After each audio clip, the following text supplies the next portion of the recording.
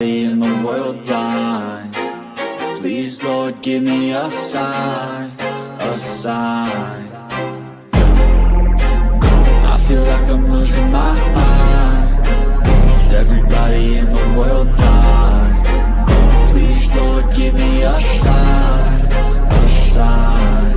I wanna be the greatest. Everybody on the fake shit. I look around and feel like everybody is the fakest. I make this every day and I'm impatient, hoping one day I blow up from the basement. Statement, the top is so vacant. I don't hear shit that I think is amazing. Waiting for my day when I'm playing sold out shows for 1,000 faces. Hey, give me that crown, get in my way and to be put down. It ain't your place, all this my town. If I want that shit, then I'll get it right now. I'm losing it, the noose it fits. I'm losing shit, a stupid myth. You choose to live or choose to dip. You choose to fight or lose your grip and lose a gift. I feel like I'm losing my mind. Is everybody in the world blind? Please, Lord, give me a sign, a sign. I feel like I'm losing my mind. Is everybody in the world blind? Please, Lord, give me a sign, a sign. Yeah. There's no mercy in this world, just hunger-thirsty persons in different versions. Each new update, that shit worsens. Why? Pull back the curtain and you'll see the different vermin. We all have different burdens that all seem to cause disturbance. Yo, so do me a favor, don't treat me like a neighbor. Don't need the different flavors of your problems just to savor. I've got my own issues, I need a comb to get through. Don't need to groan with you, just go get your own tissue. I feel like I'm losing my mind. Is everybody in the world blind? Please, Lord, give me a sign, a sign. I feel like I'm losing my mind.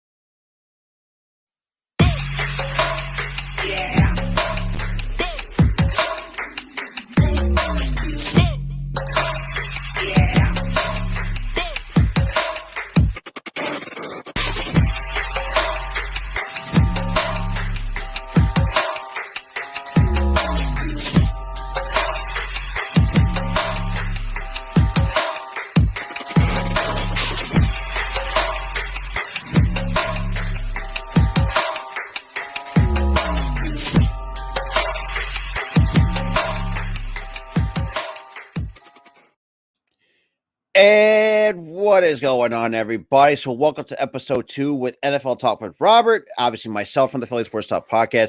My buddy Tyler is going to join me in a little bit because this is going to be like a one-time thing. We're going to be combining my show, the NFL Talk, with the Pigskin recap because we got to have a lot of stuff to cover in the NFL world. But before we get into it, if you guys are new to the channel, make sure you hit the like button. Make sure you hit that subscribe button. Make sure you hit that subscribe button on the Hardcore Sports Network as well. The links are in the description. As well, we are 8 subscribers away from 250, so please, make sure you hit the subscribe button, make sure you hit the like button over there. And also, if you guys, anybody wants to be part of the membership program, here is the link is in the pinned comment or it's linked in the description down below.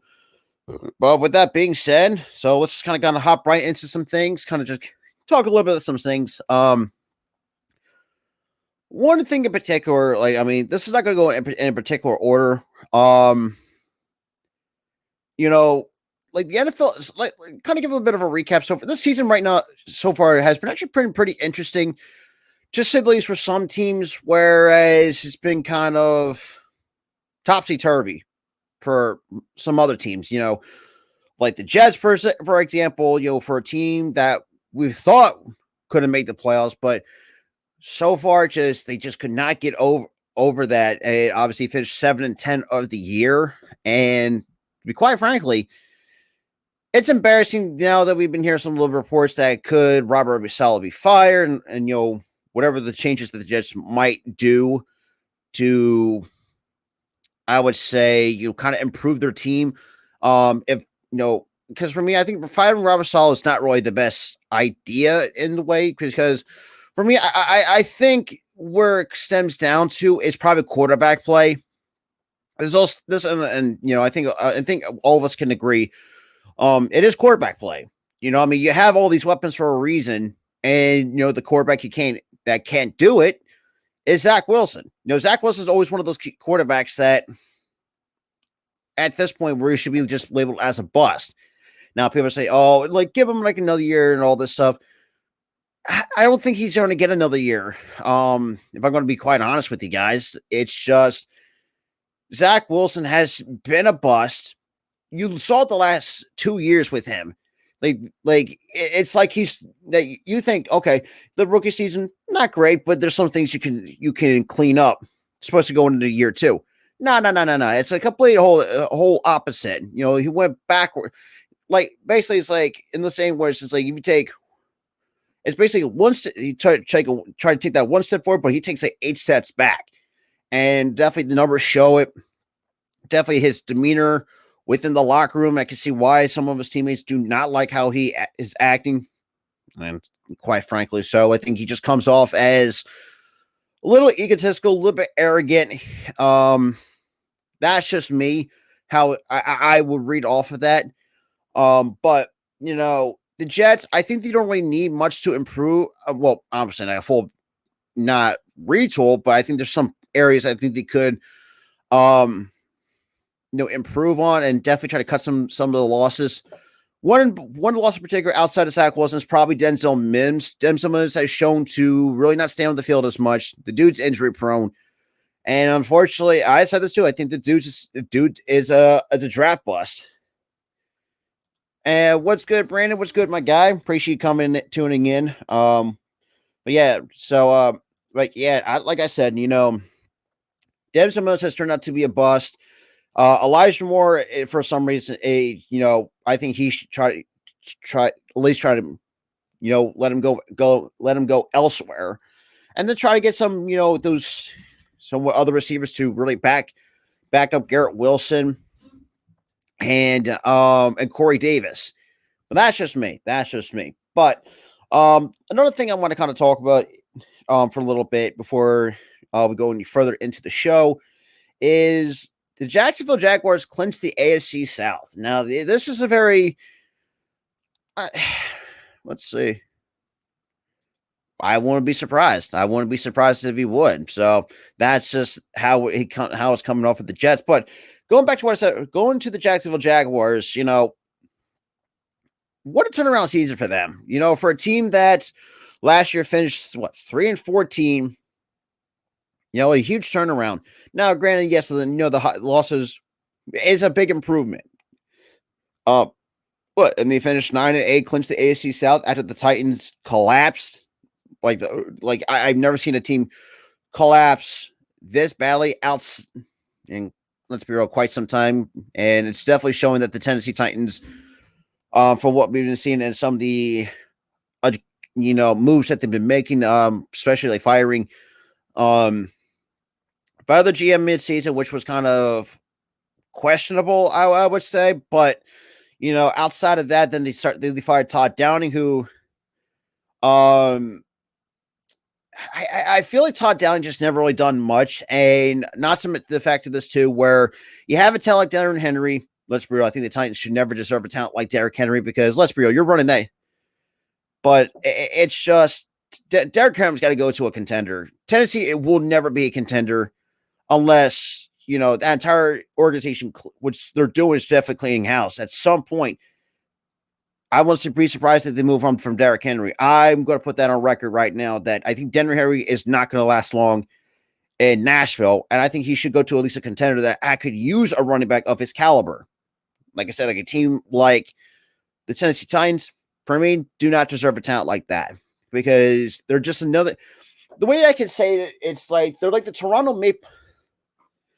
I could agree that the Patriots could use an Elijah Moore, because let's be real, I think he would be a really solid number 3 receiver. Well, solid number 2, number 3 on the depth chart if you're lucky. Because, I mean, you still got Aguilar. You still got Devontae Parker over there. But yeah, that's just how everything has turned out. And, like I said, going back to with the Titans, the fact that clean house, he already fired. Like I said, it's all started by their firing their general manager, John Robinson. Obviously, that kind of stems from the fact that, that kind of really annoyed everybody for him trading A.J. Brown. So thank you for that. And speaking of which, I am wearing my A.J. Brown shirt as well. So I want to check the links in the description for our partnership with Fanatics as well. But it's just,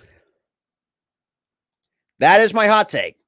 I think King Henry will be out of Tennessee after next year. I'm putting that as a hot take because I really like Derrick Henry as a running back, but the team like the Tennessee Titans, like I said, does not deserve a talent like that if you're going to be a consistent first round exit almost every single year. Because the way that like I said before, I kind of went to lost my train of thought on one thing. I was about to compare the Tennessee Titans to the Toronto Maple Leafs, who always been, and Randy too. But you also can check out my link in the description as well for the merch as well at the same time. So I think we got a deal going on at the same time. So I mean, I think it was like free shipping off everything. But let me take a look. So if you guys want to check out my Spreadshirt, the link is in the description, or you can check out the merch shelf that we finally have up and going. So it's gonna be great. But like I said, basically not the 49ers, but the Titans though, oh boy, it's just a mess. That's what I'm saying. Like, you can see it. Like, no matter how good of a team they put together, it was fine. Hey, what's good, travel buddy?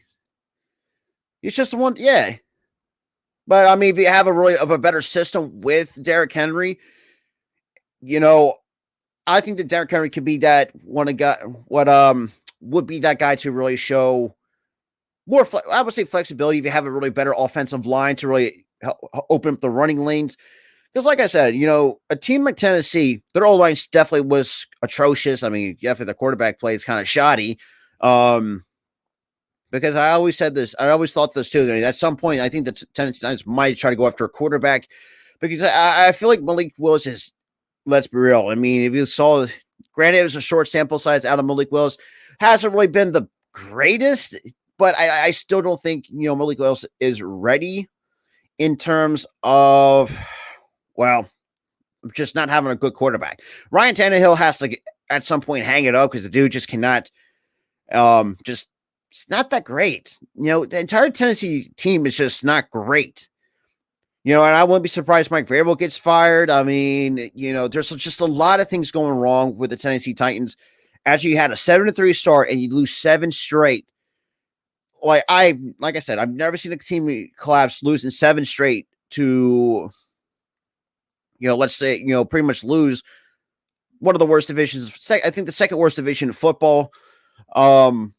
It's embarrassing for just for the organization, and Titans fans, I know, probably going to be really fed up with that. And, like I said, and like I mentioned about Jacksonville's pretty much going to run that division for the next couple of years because I think Tennessee's going to go into a rebuild. And, well, we don't know how that's going to work out for them. So we'll see how that goes. And, one of the things for me, it's just,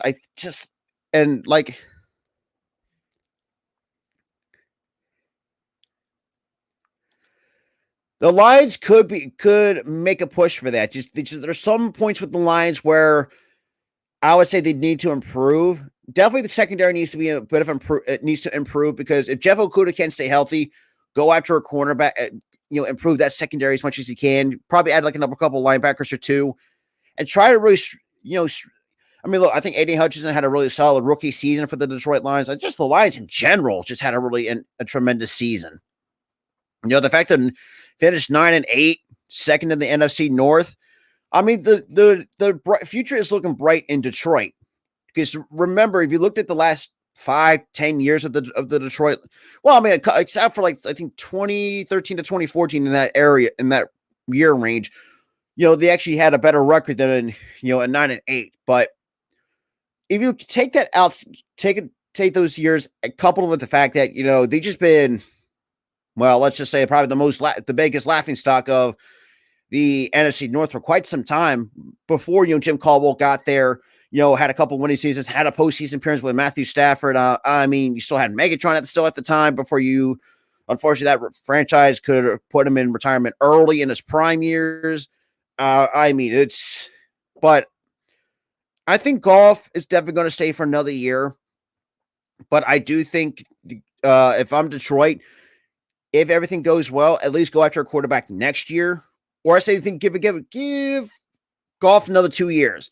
Because if you do go after a quarterback per se, let him sit behind Goff, kind of really learn the playbook, and just try to improve some other areas that you could see. Secondary wasn't the greatest, but I think it could be a lot better. Like I said, if Okudah can't stay healthy, definitely cut your losses with Okudah because the dude just really has not shown to be, durable. But I could be wrong. And this is like a short sample size from him.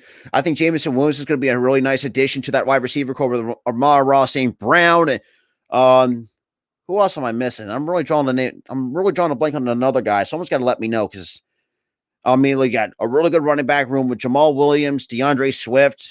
Penicio, a great talent that they picked up in the draft. Aiden Hutchinson has really come to his advertised part of that defensive front seven for the Detroit Lions. And I think overall, though, I think it's just really this entire Lions team, I don't know. Like, for me, it's just like I want to see in the playoffs because a team like Seattle, and that's going to be another hot take of mine. I think Seattle does not deserve to be in the playoffs because of how they played this year. I think the Lions were more deserving of the play. I'd say the Lions or the Packers were the only two teams for me were deserving of the playoffs. The Seahawks, not so much. And the reason I'm not saying that just to say, the Seahawks were now, yeah, the Seahawks were bad. I mean, they had some bad games. Oh, don't trust me. I'll get to another fan base I'm going to really talk about too, because some of them are. I don't know. Yes, we know that part of Cowboys Nation is delusional, but I think another team, but which I will go later in depth on. At the same time, was that the Miami Dolphins. Actually, what? Screw it. Let's just let's talk about the Miami Dolphins a little bit. So the funny thing is, part of the Miami Dolphins fan base is sometimes, like I said, at times they can act delusional, and one of them in particular, because I've seen a lot of. Hey, what's good? What is good? Platform 246. Shout out to the new member of the hardcore sports. And but before I was, yeah. First of all, that entire Dolphins and Jets game was just absolutely a travesty of a football game.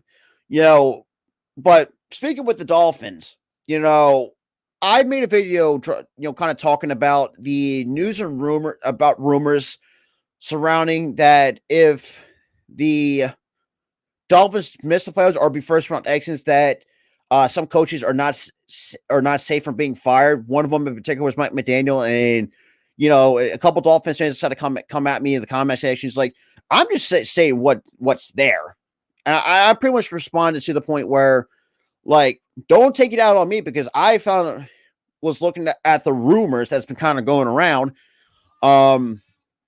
So, and I even put this to a response saying, quote, basically, I don't know thinking what I said. I basically say, go tell to the people who made those reports and then come talk to me. Basically kind of give my little bit of a clap back because the Dolphins been, I don't even know how to describe the Dolphins. They've just been an up and down year.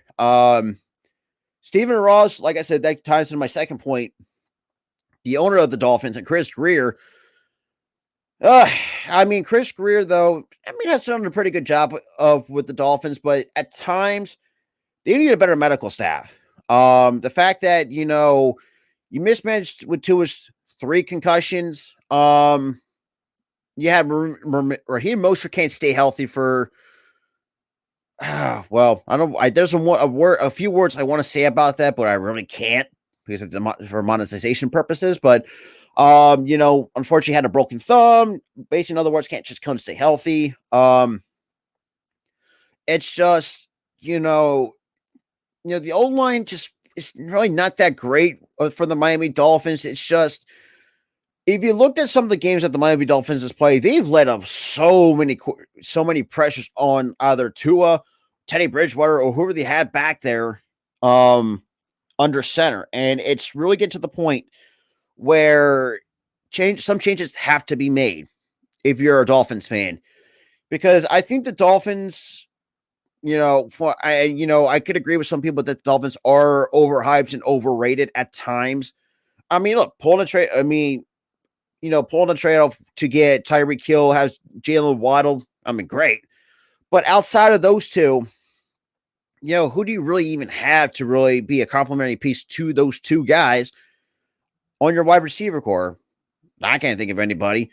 And, Mike McDaniel, for me, I think has really done a good job. But, yeah, that is true. Travel buddy, I really do agree with that. But yeah, it's just like this season has been kind of unpredictable at times. I mean, we've seen teams that you would thought they would be good, but they just completely wet the bed.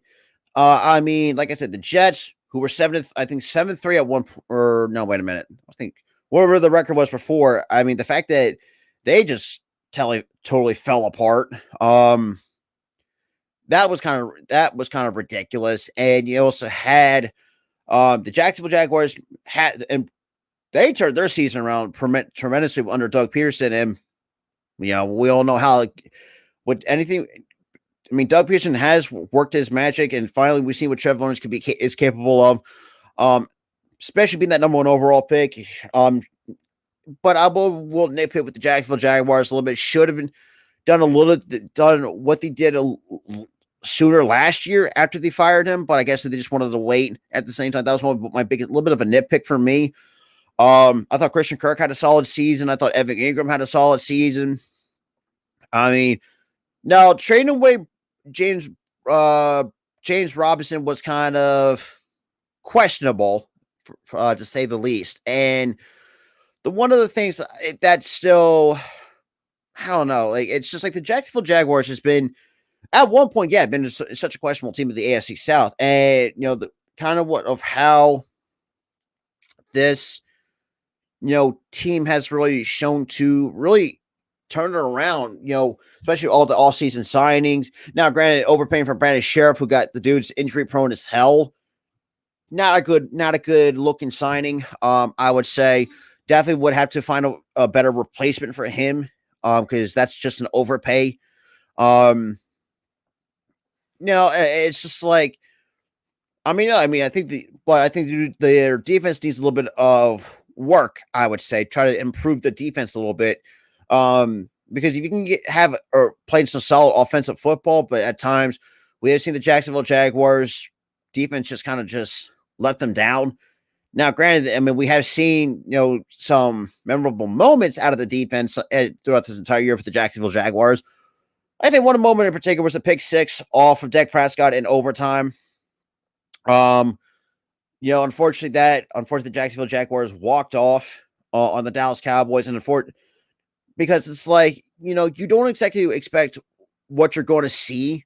Because, like I said, this is the reason why this season has been very fun to watch, because it's been very unpredictable for some of these teams. We see, like I said, Jacksonville turned itself around, could be pretty much the leader of this AFC South for the next couple of years or so. Because the Colts, who knows with them? Texans, well, we kind of know where the Texans stand in terms of a franchise. And the Tennessee Titans, like I said, the Titans, after they collapsed, losing 7 straight. I think you also looked at how what the coaching staff looked like on their face. Like, yeah, they are not going to last long in Nashville. And like I mentioned earlier about my hot take with King Henry, yeah, he's not going to last. I think he's another guy that's going to be out of Nashville, in my honest opinion. And that's going to be a hot take. I'm going to stand by that. But like I said, it's a hot take. But I wouldn't be surprised if he stays in Nashville. But Hey, what's good, Earl? What is good? What is good? Appreciate you coming through, my guy. Um, but the next thing, um, you know, what I kind of talk about was that Michael Thomas did restructure his contract with the New Orleans Saints. At some point, the Saints have to just cut their losses with Michael Thomas. The dude just has been injury prone the last couple of years. It just really has not stayed on the field to stay healthy.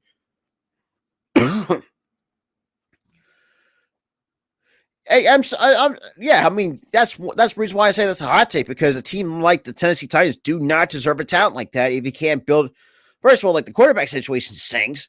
The wide receivers, yeah, it's questionable at best. I mean, just the entire team itself is just a complete mess.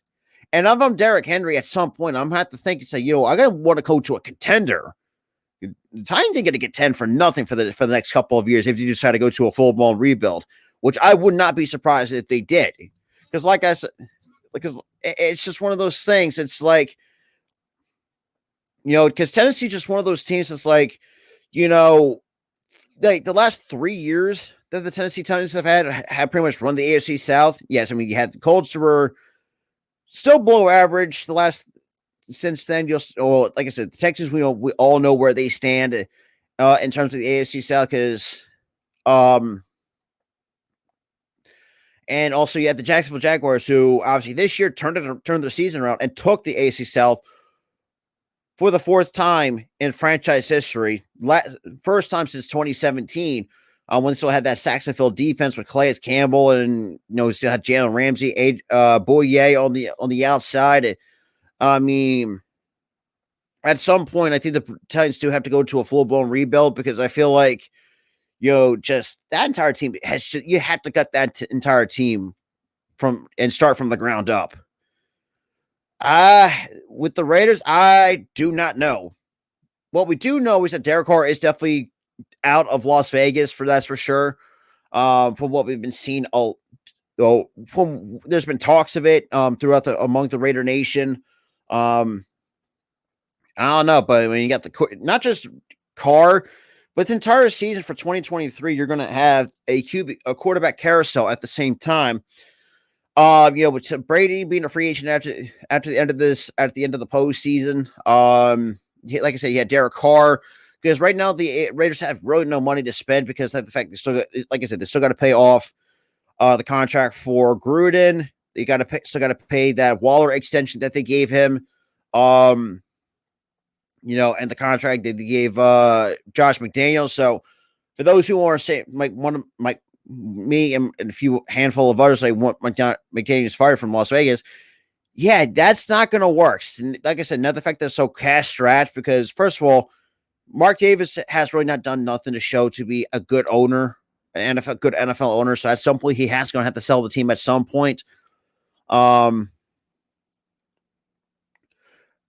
that's another thing too. Like I do not see Derrick Henry. I think Derrick Henry should get like a team friendly deal, because I mean we've seen one team in particular kind of really bite the bullet on this one was the Cowboys really overpaying for Zeke Elliott for what was it, 6 years, $90 million. I was thinking what it was, but I just don't like the idea of teams overpaying for running backs. It's just not how I want to. Well, I don't know how to say it, because it's like, but I don't know. But he has to go to a contender that could use his services, because, like I said, the Tennessee Titans are going to. Yeah, well, what's good, Daniel? Shout to what's good, Ryan. What's good? What is good? But it's just with Derrick Henry, though. It's just.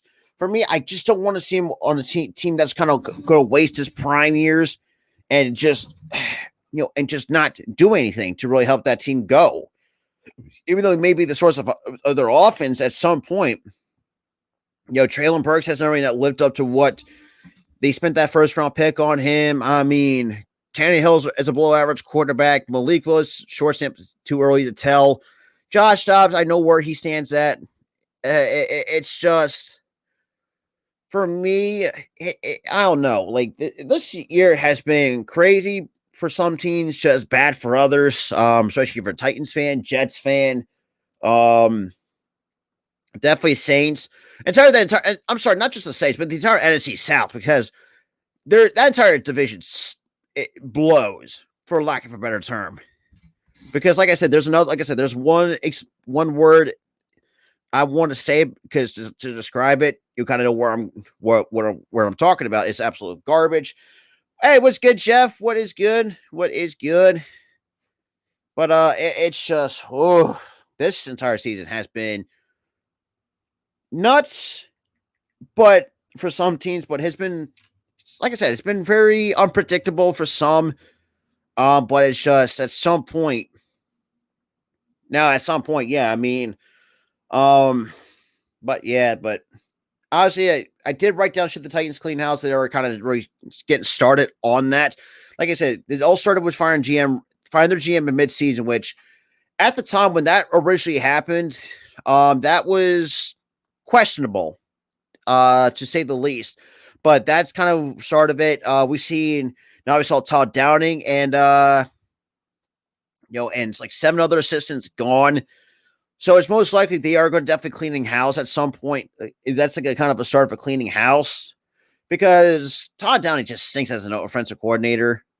But what's good, Jerry? What is good? What is good? Yeah, trust me, I don't want to talk about the that NCAA title game. So, but I'll leave it at that. But that's a story for another day. But another thing I wanted to discuss a little bit was after the DeMar Hamlin situation, which there's a lot of good news that he's actually doing a lot better than so thank God for that.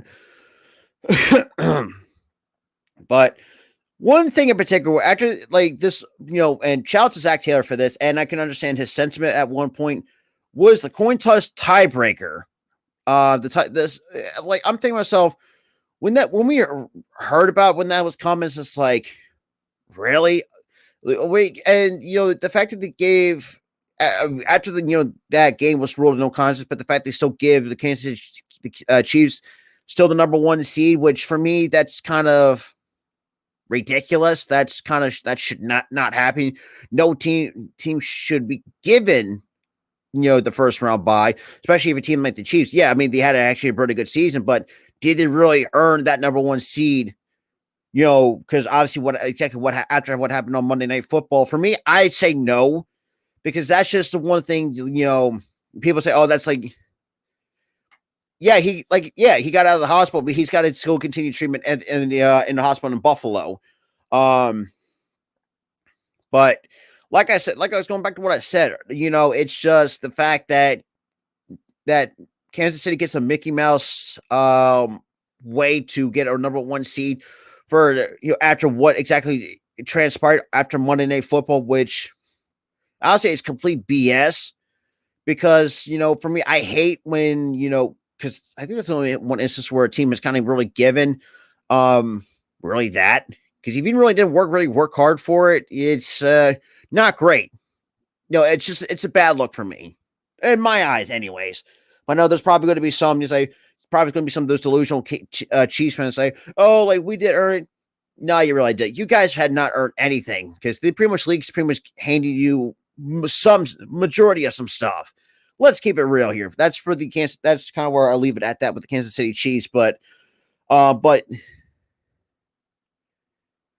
yeah, it's sad, and this is where I want to see the NFL change and the PA change, or at least try to add some changes to the CBA, because for the fact that these non-vested players are not get the same benefits as if you play, actually will have to be a vested player after 3 years in the league, and the fact he's only in year 2, for me, I find that very unfair.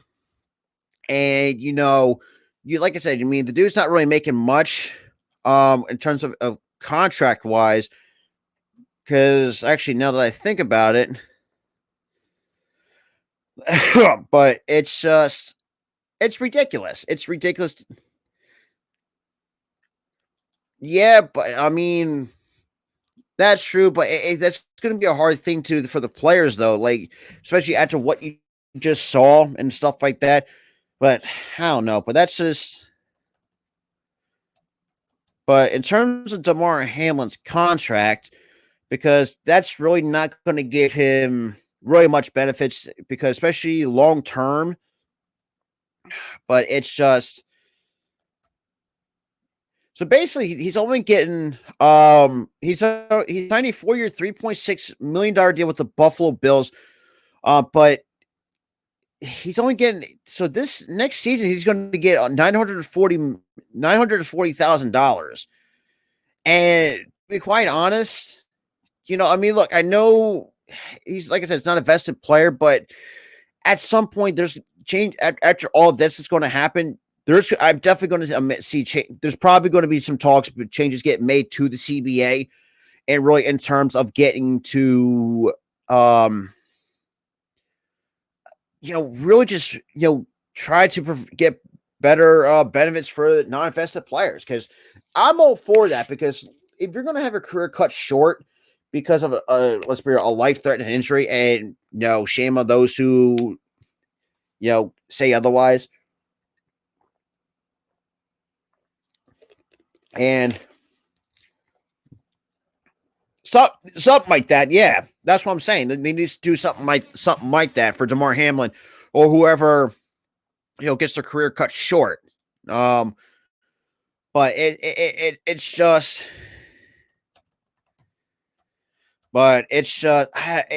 it's really bugs me. It just that's or like in kind of injury plan that you cover your health insurance and stuff like that. It's just, what's good, LT? What is good? What's good? But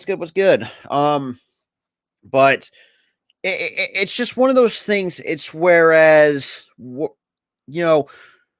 thought Damar Hamlin, without that life threat injury, there was potential for him to be what, could be a really good player. Was the backup to.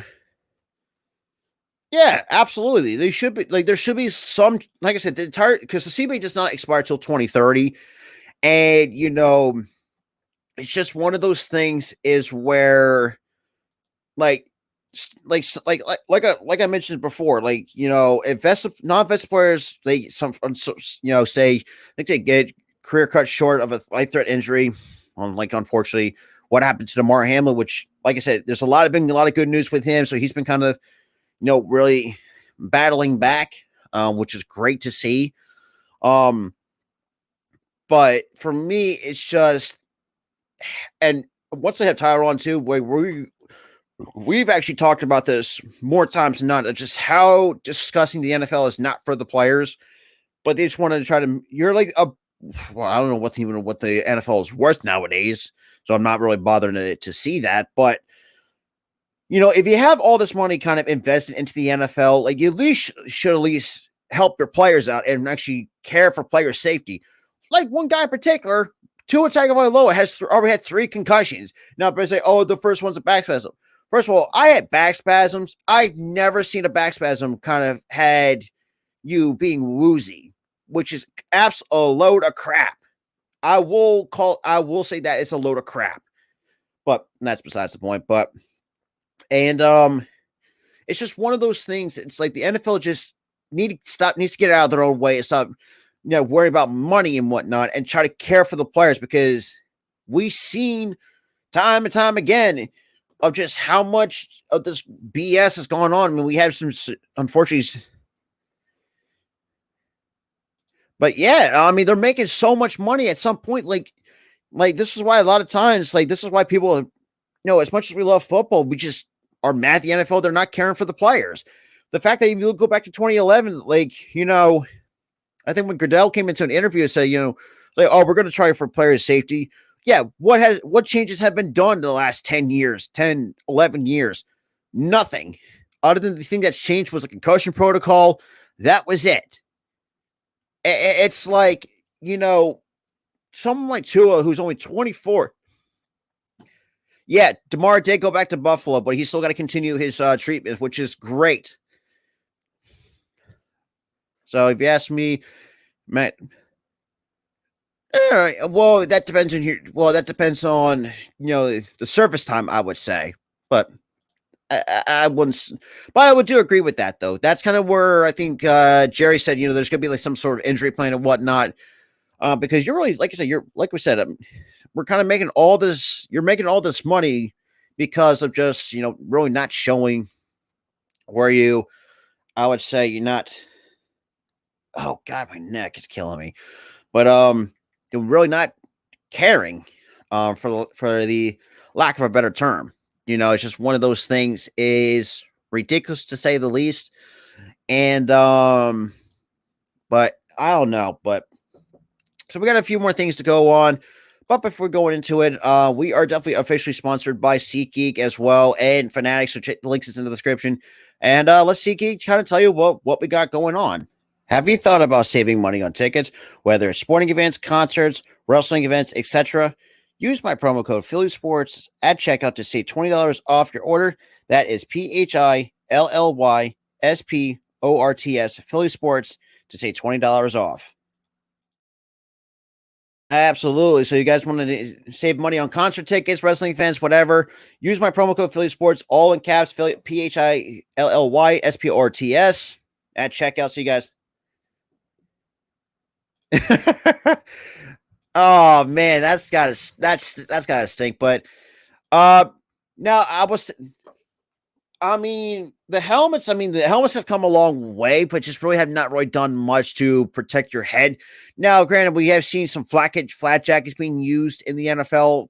I think for some quarterbacks just use them, but it's just like at some point they have to improve improve like you said, improve the equipment quality and just try to really. Absolutely. I really agree. I do agree with that. It's just like you're making this money. Like, why not invest part of it in, having, better helmets, better equipment, wherever the case may be. Hell, even better, goddamn healthcare, for crying out loud. For guys who are dealing with, still with concussions, whatever the case may be.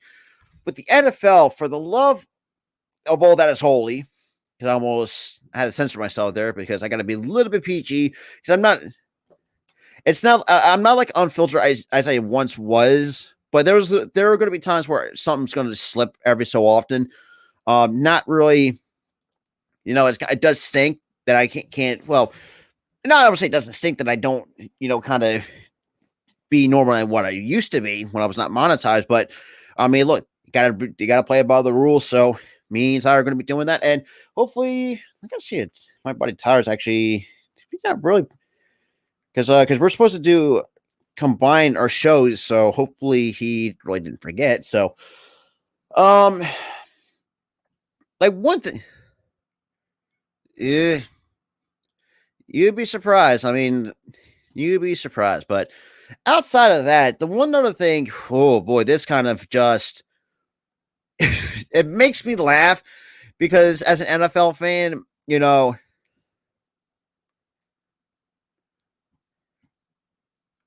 but like I said, the one oh my god, I don't think anybody's seen this, but I'll say it anyways.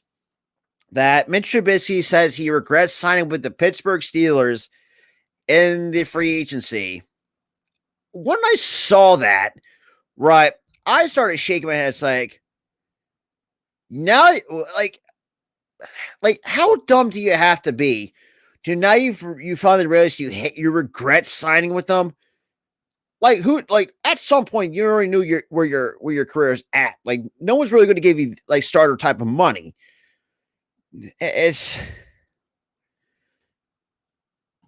I'm guessing Travel Boy. I'm guessing you're a Steelers fan. I'm kind of guessing, but it's just the fact when he made that statement. It's just like I just shook my head. It's just like this cannot be real. This I don't know, man. I mean, yeah, you don't want to really blame him, but at some point, like, who's going to really give him who's going to need something like him? I mean, I would say not bad years, but he had okay seasons. Yeah, Mitch Trubisky even had his chance and just No, I want to say that's not at all Mitch Trubisky, though. That you also think through this also be on the coaching staff after he left Chicago. If Chicago had a much better coaching staff, I think this Bears team could have been a little bit different. That makes sense. But like I said, man, it's going to be interesting going in for 2023. And, we've seen that the Bears not held the number one overall pick, but I wouldn't be surprised. Well, we'll see how the draft goes at the same time. There was other more things talking about Sean McVay's future as a head coach for the Los Angeles Rams. The fact that he wants to quote unquote retire early. Well, more power to him if he does so, but you also got to blame the Rams franchise. But yeah, but what's good, Lady Kenzie? But yeah, so I mean, it's just been crazy. And speaking of the Pigskin recap, What's up? Sorry about that, bro. Hey, good. But man, we've been going a lot over some stuff. Talking about the Titans cleaning house. And I actually did a hot take with that. King Henry was not going to last one more year in Nashville, so that was my biggest hot take. So kind of get your thoughts on that. I think he doesn't want to carry. I don't think he wants to LeBron this whole thing and just carry a bad team to the playoffs. That he was gonna do that, but you can't do that in the NFL. You really can't. If you're gonna have some sustained success, you got to have a team. This isn't basketball. This is football. You have to have a team, and I wouldn't be shocked if he did leave because you need a team. Like I said, I'm reiterating this 3 times in a row. Yeah, absolutely. But you need a team, and I feel like Derrick Henry. I feel like Derrick Henry thinks the same. He needs a team, and the Titans aren't the team. I mean, you saw would you rather have Josh Dobbs or Malik Willis as your quarterback or Ryan Tannehill? I know I wouldn't. And the wide receivers. Dobbs.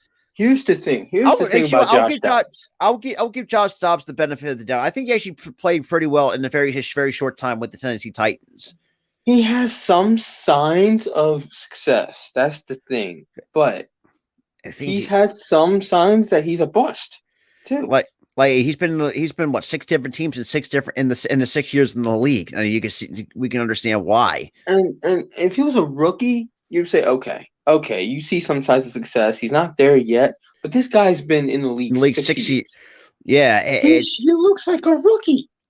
Yeah, it's just like, and even like I said too, the O line wasn't great. I mean, we seen it. The O line was trash. Like, first of all, how do you go from a team that's 7-3 in the AFC South, which is the second worst division of football, you lose 7 straight and completely collapse? That's like, put it this way, put it in perspective. They were leading. They had a commanding lead in that division. The dang Jaguars finished the season 9-8. 9-8. They caught up to them. That's how far they collapsed. Yeah, it's like, the AFC South. Like I said, I think that's going to be the Jaguars division for the next few years. Oh yeah, they got a perennial talent in Trevor Lawrence, a great running back in Travis Etienne, a great an amazing receiving core. The line's actually getting better. Evan Ingram, man, came out of the. Evan Ingram's always been good though, because you got to think too. He was with that Legion of Boom team in Seattle. Remember? Well, he was also a Pro. No, he was with the Giants as their tight end, but he never really panned out. I thought, what was it? What? Oh wait, am I thinking of the wrong Ingram? That's Melvin Ingram. That's Melvin Ingram. I thought it was Evan Ingram. Never mind. Yeah, he was with the Giants, and he was actually pretty good with the Giants. Yeah, it turned out to be a Pro Bowler. And who's to say? He was a Pro Bowler. I mean, had a Pro Bowler season. Christian Kirk. Now, granted, I know we looked at the contract. Yes, I think the Jaguars overpaid, but I think he did live up to that overpay. I mean, now getting rid of Robinson for me was a questionable decision by the owners, by the front office. So I will say that's one of my biggest nitpicks. But like I said, earlier, it's just like, they should have. I think when you had like the current process earlier, I think before last year, I think Doug Peterson should have got the job a lot sooner than he did just now. If I'll be quite honest. The problem with that is they had the rose-colored glasses on with Urban Meyer, Oh, and and that was a bad situation last year. And like, yeah, trust me, and Tyler wanted. We have some words, but we can't say it because holy moly, he's an F and P. That's what he is, an F and P. Put some perspective into that. Yeah, but and he's also an AH, an a-hole. But so, we're not gonna say the words, but Jacksonville, like for the Jaguars fans, y'all should be very happy. You know, for a team that outside of 2017 just been mediocre. You know, we didn't really think this team would have last as long as it did in Jacksonville. Yeah, and also in 2017, they were carried by their run game and the defense. And they just probably one of the best defense that we've seen. But Saxonville. Yeah, Saxonville. But their quarterback sucked. Yeah, he was carried by the run game. Yeah, that is true. The next year, they emphasized on him passing the ball, and they went 6-10 the next year. But yeah, it's just like looking at what the AFC South is going to looking like. Like I said, Jacksonville's probably going to run that division for a couple of years. You know, I think Tennessee might go to like a full blown rebuild. Colts, we know one team where we stand in that division. We know where the Texans stand until the McNair family sell the team. I would say. But yeah, we did see that. I did heard that Roquan Smith is now the highest paid linebacker, and let's be real, I think he had a really good season. I think he's well deserved of that. Put it this way, he deserves it. He deserves it. But also, you gotta pay Lamar. Pay Lamar his money. Like, you are really going to tick off Lamar if I think. Well, let's see. For me, I think Will Anderson is going to go into number one overall because I think that's what the Bears are looking at. Because thanks to the Texans actually beating the Colts. And if you looked at it, like, you saw Cal McNair's, like, he was not happy the Texans was like, how are you going to have, like, be so, what's the word I'm looking for? Like, so salty that you won a game. Like, so Here's the thing. Winning a game in that situation where if you lose, you get the number one pick versus if you win a game, you don't get nothing.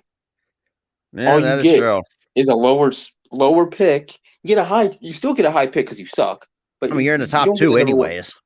You're like top 2, top 3, but you didn't suck enough to get the top pick. So I would still get mad. Oh yeah, and not to mention you play the Colts, who, let's be real, the second half wise, they just stink in the second half of football games. I mean, oh good lordy. We don't want to go one in moment in particular, but for those who are what I'm talking about, yeah. So if you know, you know. But we saw, and the one question I actually want to pose this: should the Vikings go after a quarterback because we know that Kirk Cousins is a free agent after the end of this? No, I mean at some point, absolutely not. Absolutely not. Honestly, Kirk Cousins has proven to me that he's more than just a mid-tier quarterback this year. He's proven to me that he can overcome big leads. He can overcome deficits. Before, he could not do that. But nowadays, you see it. Okay, he's actually a really good quarterback. He's solid. So I actually would re-sign him unless age does come into factor. I mean, he's probably in his early. I think it's like what 32, 33. So I mean, you at least get a couple 32, 33. He's got a few years left. So I would give him a short extension. I mean, he's pretty much king of the 1-year deals. Basically, that's kind of what Kirk Cousins is. I wouldn't give him a 1-year deal. I'd probably give him like a 5-year deal. I think I would say give him at least 2 years because I think after 2 years you start to become losing out of your prime. All right, maybe 2-3 years. All right, maybe 2-3 years. He'd rather be safe than sorry than overpay for a guy that You're right.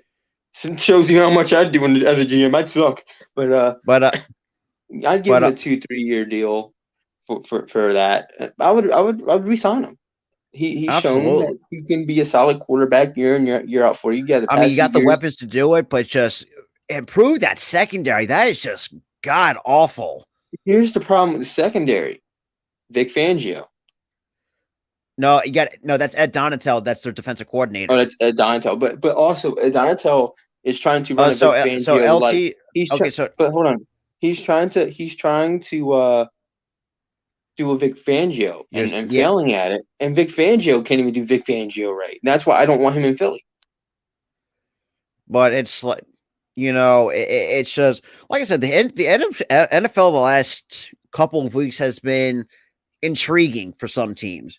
We No, for seen sure. we seen the Jets, who we thought had a better expectation, but said nope. We just oh god, that game The against the Dolphins only was. the only thing they're missing is a healthy offensive line, a healthy wide receiver, and a competent quarterback. I mean, you got the. I mean, you have one of the best defenses we've seen in quite some time.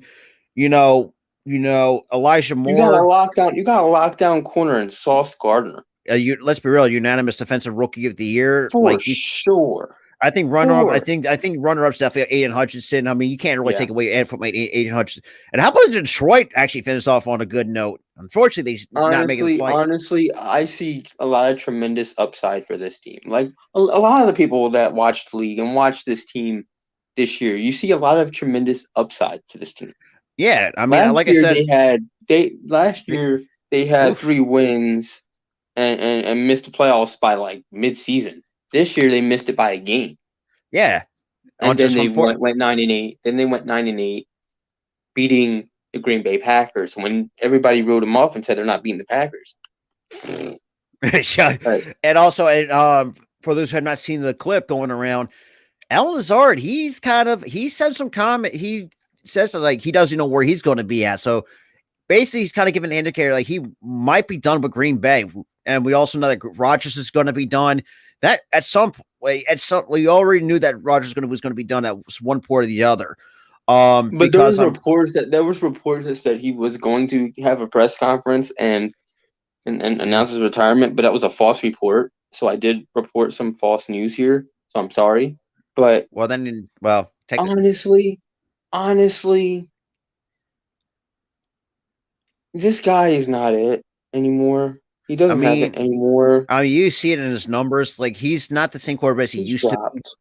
And he's Um, 38. He's 38. So it's like he's getting older. His play's dropped. It's I time to mean, hang it up, Rodgers. and this Packers team is very young. I Yep. mean, and Quay Walker, you big dummy. Can you be more mature and not push an athletic trainer? I think that's twice this year he's gotten ejected because of stupid stuff. And I could imagine, and you've seen how really ticked off that Mike LaFleur was. I was like, he said, "Be smart." It's like. Well, you know what cracked me up about that whole thing? What's He pushes the official. They kick him out. Then they cut to him walking in the locker room, crying like a goddamn 5-year-old going to the principal's office. I was like you knew what you did wrong. You pushed an You knew athletic what trainer. you did. You pushed an opposing team's athletic trainer Because the youngest who got during a week where athletic trainers should be praised. Yeah, I mean, but it's just some rookies have, or I mean, I think Craig Walker's going to be a very special linebacker for them, but he's got to be better. Because let's be real, because after just look, DeAndre Swift got hurt. I mean, they're just doing their jobs, but the fact that you won't allow an assistant athletic trainer to wedge himself in there to really help check out the problem, and then you push him. Like, this is why a lot of times, I mean, I'm surprised he really needs. I think at one point I thought he was going to get benched. That to like show him, like where he belongs. And I am happy to announce that he got fined for it too. Good. I was like, he got fined, rightfully so. But yeah, and like I said earlier, we did have a lot. Like I said, I can't see how much good news we had for Damar Hamlin at the same time.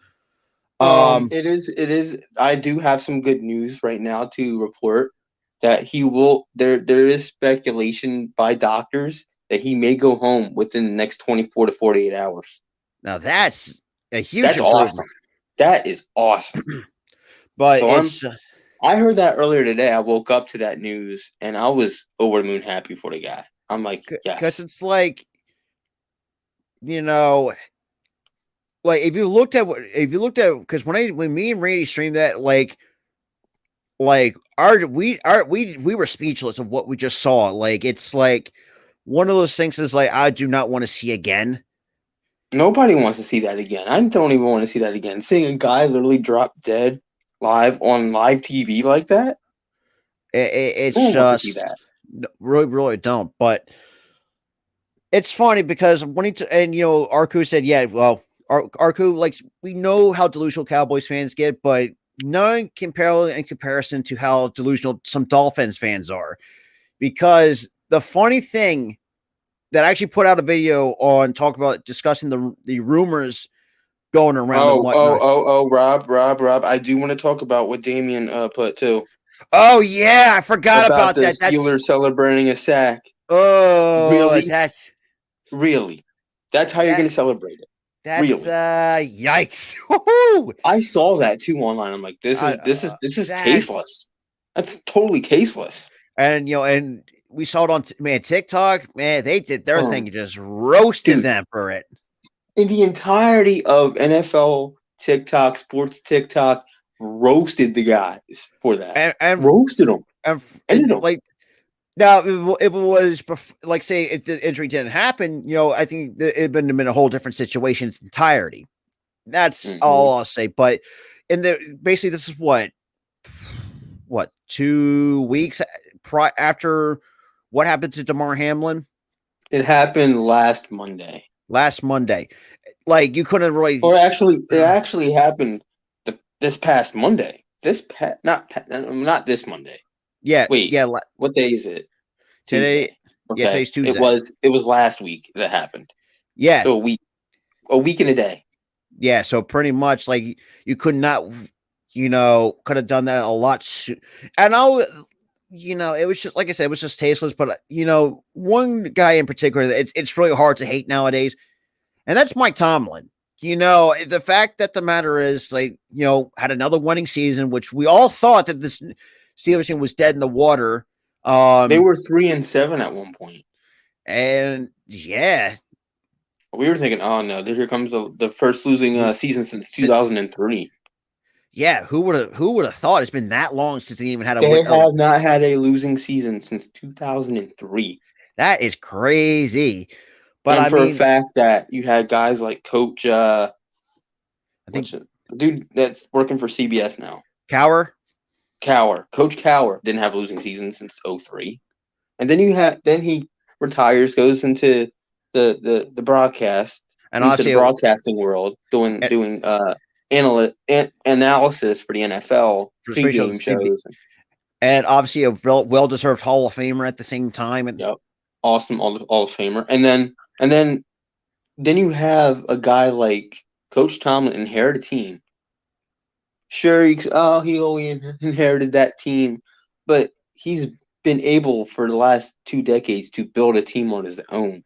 Yeah, and coach a team from the ground up on his own. And ever since he got hired, has not had a losing season ever. Has not really looked back. I mean, look at the talent he has. TJ Watt.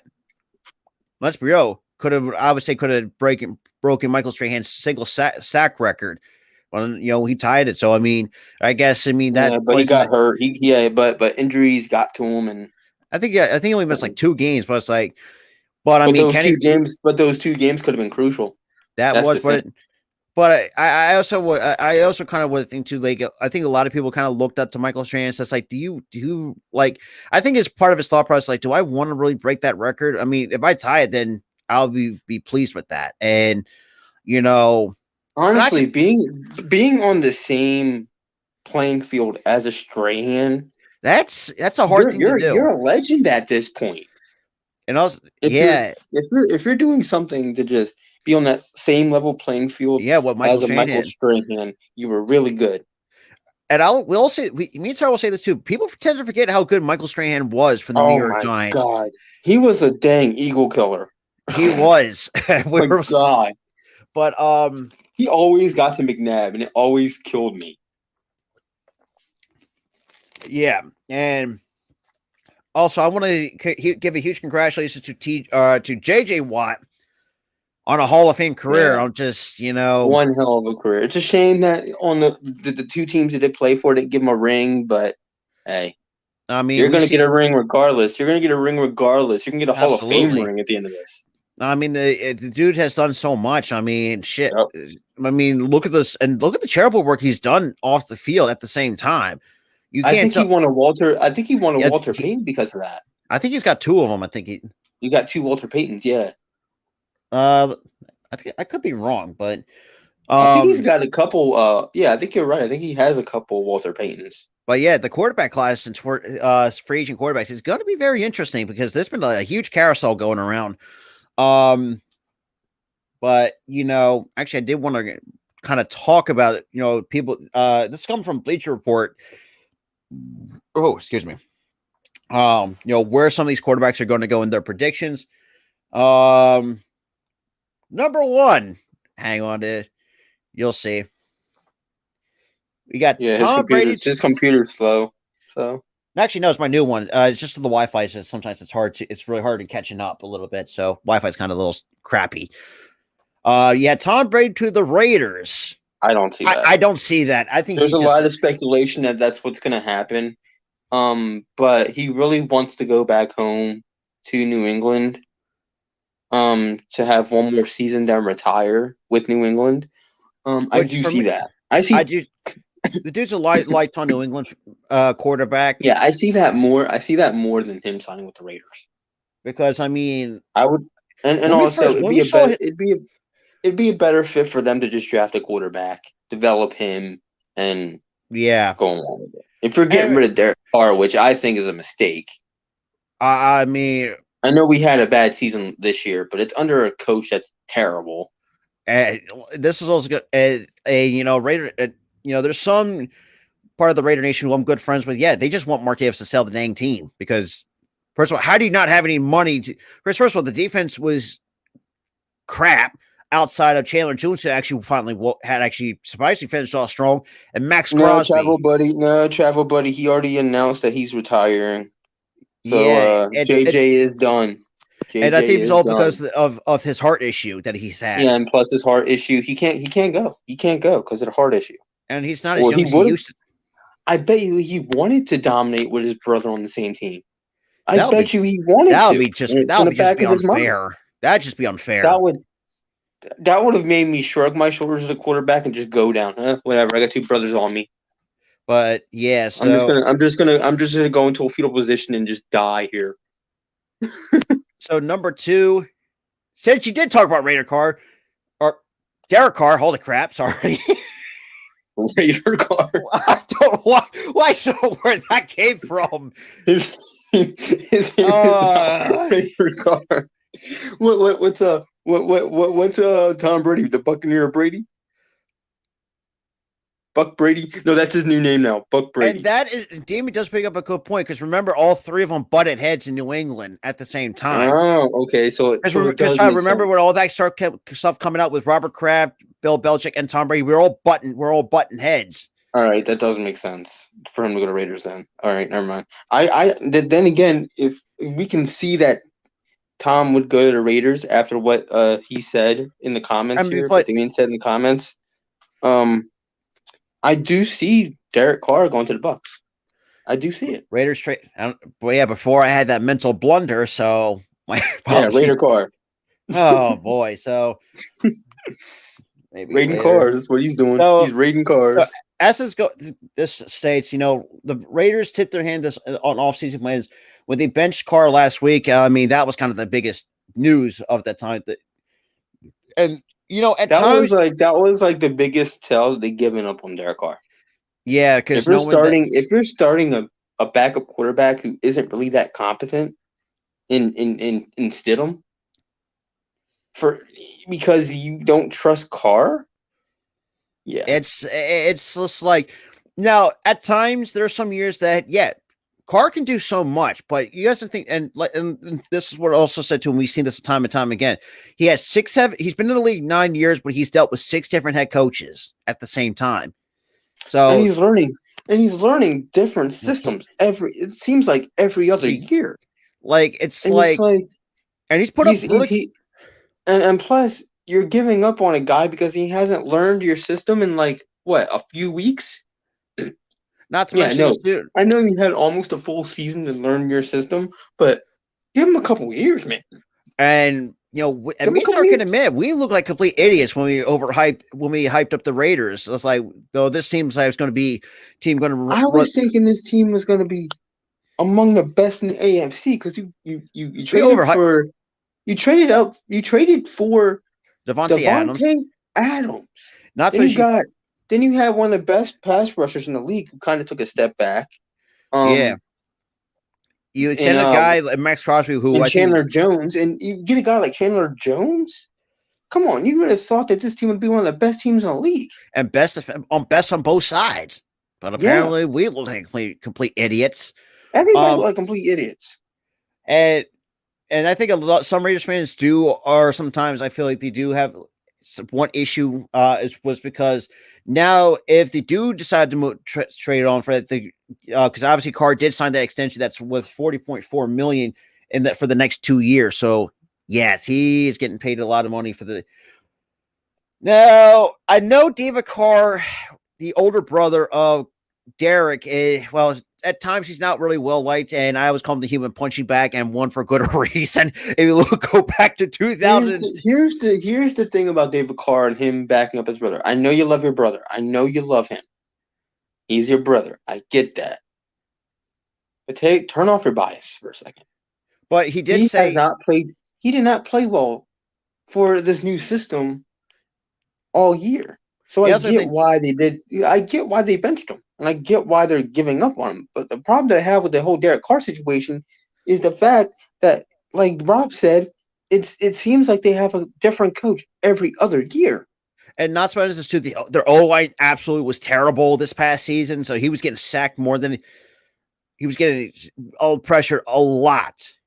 I mean, it's just, and David Carr, for those who have seen, I was calling him the human punch bag. And yes, I mean, if you don't want to talk about, go check out his highlights from 2002 and you'll know what I'm talking about. The dude, I've never seen a guy get sacked so much more times than he does throwing touchdowns or whatever this, I don't forget was. I think he holds the record of the most sacks of all time. And he's been like sacked 70. Who gets sacked 70 times in one season? That is it's basically he got sacked for like 7 weeks. It's basically like what our defense one sack per week, but it's more sacks than anything because. But then again, you also got to think too. The Texans didn't really have that much around him, but it was like every other play in 2002 he was getting sacked. Yeah, it's just like, I mean, you still had God, but so Carr says that his younger brother wants to play for a team that has a stable situation. Now that I can understand, because I understand where David's coming from there. I do. You need a stable situation, and it also has no trade clause, so Carr could go over. I don't know exactly what teams he has on that no trade clause, but that also can play into effect as well. Oh, thick Colts fans, you're not going to like this one. Sam Darnold signs with the Colts. If that happens, the owner better fire that GM or sell the goddamn sell the team for this. Oh boy, Sam Darnold is not the guy in the league. He should not even be playing in the league. His career numbers is not pretty. For the Jets, he was ass. For the Carolina Panthers, he was ass. And I can see why the Jets got rid of him. Like he was terrible. He had 4 years to develop, and he had not done that. And it's bad enough he had. Well, and we'll get to talk to Zach. I did talk about Zach Wilson a little bit, but he was trash. He was trash for 2 teams. Oh, this is an interesting one. Jimmy G inks a deal with the Jets. That's an interesting one. Here's the thing. I wouldn't mind it, but it seems like it'd be a Band-Aid. It would be like a Band-Aid fix for the Jets. That is true. But I mean, look, you're gonna give Joe Douglas for credit or credit. So he has drafted Then well. but also then again, all they really need is a good quarterback, and he's a good quarterback. I mean, you got decent weapons around him. Got a good running game going. I mean, look, Sauce Gardner at the outside. If you have a really, I mean, let's be real. If you looked at this Jets defense, it's very stingy. I mean, look at. I mean, Sauce and if you look at all their losses, it's only been at least one score or less. One score or less, and the defense is only allowed what 17 to 20 something points. Yeah, like they don't really. Like, so and also almost none of their games were blowouts. So it's like, yeah. Ooh, all they really need is a quarterback. Ravens. They need to. Oh, yeah, they need to. They need to. Because if you're going to lose a guy like Lamar Jackson, a once-in-a-lifetime talent who has Michael Vick-like abilities, it's not good. It's not good. And honestly, just like Jalen Hurts, he has proven to me that he can throw the football. So you got to resign him. Baltimore. First of all, the Baltimore Ravens would not be good without Lamar, and we've seen that. Dude, they were absolute garbage without him this year. Garbage. I mean, defensively, they've been very good consistently. Defensively, you know, offensively. If Greg Rowe's got to go as well when you talk about offensive coordinator, the fact that your biggest receiver is Mark Andrews, your tight end, like you trade away Marquise Hollywood Brown, you don't use your receivers. That's another issue in itself for the Baltimore Ravens. This is why I think if Lamar does somehow play in the playoffs, I don't think, you know, if how everything has gone on, and especially if you look at the game, sit fourth. And for those who have seen me and Tyler do shows before talking about the Ravens, we put them on the grill for one specific reason. They wet the bed in the fourth quarter. And if you saw my NFL Pigskin recap show, there's been quite a bit of those games that were blown fourth quarters by the Ravens this year. Like if they didn't have that, the record would have been a lot different than than a 10-7 record. They would say, you know. No, if they had a couple, one or two, I would say they would have had been, you know, what, 12-5, better than 10-7. That's what I would say. Dude, Damian, no, absolutely not. They are not good with Mike White either. Now, because Mike White could give you one good start, and then he could completely crap the bed for like 3 starts. He's not that good. So we had Jones. See, this I can see. I can definitely see, especially at the season that he's had. They've developed him too well to let him go. They developed him too well to let this guy go. It took the right coach to do it. After 4 years of mediocrity. And Dable should be in the running for Coach of the Year for the way he's turned around that team. That's true, but there's some instances where he does not look like a Coach of the Year kind of candidate for Brian Dable has made some mistakes. Listen, every coach has had mistakes. Even the best of them.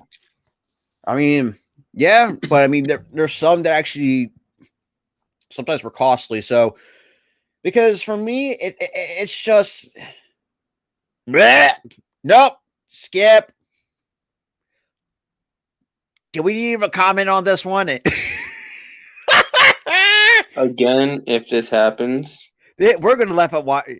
We're just going to keep laughing at watching. Commanders sell the team if this happens. No, it's just next. That's my take. Next. Yep. Move next. On. Last but not least. Oh, so Seahawks franchise tag Geno Smith. Do it. I would do it because I think this guy has given you the best. He's given you his best, which we finally seen this year. The past few years, he's been kind of okay-ish. This year, he's blown up. And he deserves to get franchise tag. Heck, pay him big bucks if you have to. I mean, to get this guy back. I mean, that's right. No, that's right. They also do have the Broncos first round pick, so they got a high draft pick, so they might even go. I wouldn't be surprised if they go after a quarterback to sit behind Geno Smith because Drew Lock ain't in either. Let's be real. I'd franchise tag him, move Drew Lock, and then draft the quarterback. Yeah, so that's where the quarterbacks are predicted to go. Some, like I said, with Baker, oh, good God, that makes me want to throw up. Because it's just like, I think from what we saw from I think Sam Howell has shown, where I think where, he actually shown some signs of he could be a good quarterback. Like I said, for those who think I hate Washington, I never thought that Geno Smith was that bad of a quarterback. He's just had some. He's just crappy had some. systems. Oh, yeah, he just had some okayish seasons, to where he threw. Some seasons he threw equal touchdowns to pick ratios, and some seasons he was good. It had to be the right system, and I It think, just had to be the right system, and he found that system with the Seahawks. and people say, "Oh, the Seahawks." Look, the Seahawks. Yeah, look. As much as they did not they played really good football the last few weeks. I think they really did earn their spot, even though my original thoughts that I didn't really think they earned it as much as one Damien, might the think. reason why I would not sign Mike White to another contract is because Mike White also sucks, just like Zach Wilson. I don't care if he's a bit better than Zach Wilson, he still sucks. So Actually, it's now better that to I draft a think, quarterback, take a gamble on a quarterback, or trade for Jimmy Garoppolo for all I care. well, that will be kind of redundant because Garoppolo is going to be a free agent anyway, so that'd just be. Or not redundant. I didn't mean to say trade. I meant to I say was, I was, simultaneously. yeah, I was what I caught you on that. So Yeah, you did catch me. I didn't mean to say trade. Get Jimmy in the free agency market, because he does not suck. He sucks. Mike White sucks. well, yeah, it's got to think too. And Jimmy G, we have seen a couple times Listen, where he's. I have to agree with Butterfly. They're not going to get very far because I don't even think Gino has that much playoff experience. He went to one playoff game with. Did he go to the playoffs once? No. I Did don't he? think he. I can't No, remember. we didn't. No, we didn't. No, Geno Smith didn't go to the playoffs. But yeah, he doesn't really have that much playoff experience, if any. So I do think Geno Smith won't go very far. So when I'm looking at the, actually, I do want to, but let me just, because actually I want to. Nope, that's the wrong thing I want to do. But I do want to show where most teams stand in terms of the draft, because if you're a college football fan, thank God you didn't. Well, don't be like me. Don't waste your time with that BS. You call that of a national title game. Blech. That made me sick to my stomach. Jimmy G is, in my opinion, the most overrated quarterback overall. He's just a bad Brady copy. No, nah. Is he as good as Brady? No, but he's not a Brady copy. He tries to be himself, but the problem is that sometimes he can't score in the red zone. That's the only issue. Yeah, but hopefully this actually loads up. Crappy Wi-Fi, but because bro, what service do you got? I got Xfinity for Wi-Fi. This is why I can't wait. My point proven. Xfinity sucks. But well, since I can't bring up the dang, since I can't bring the dang draft order up, so I'll just kind of go over it. So we know that Chicago is now holds the #1 overall pick because of Houston's incompetencies of not tanking. Now we got Houston 2, Arizona 3, and Arizona, they not just in the NFL, just for players, but we've seen a lot of teams firing some coaches, and some are. Well, we're coming at some point. Oh, now they actually want to show up. Good God.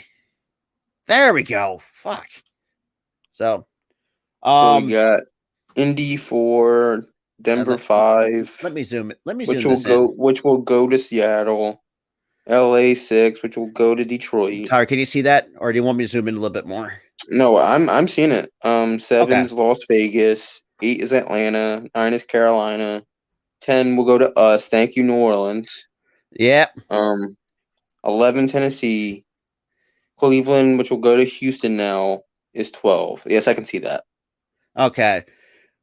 Because the only team who does not have a first round pick is Miami. So 31 out of the 32 NFL teams do not have a draft pick. So, if I'm Chicago, I would have to start building up that defense.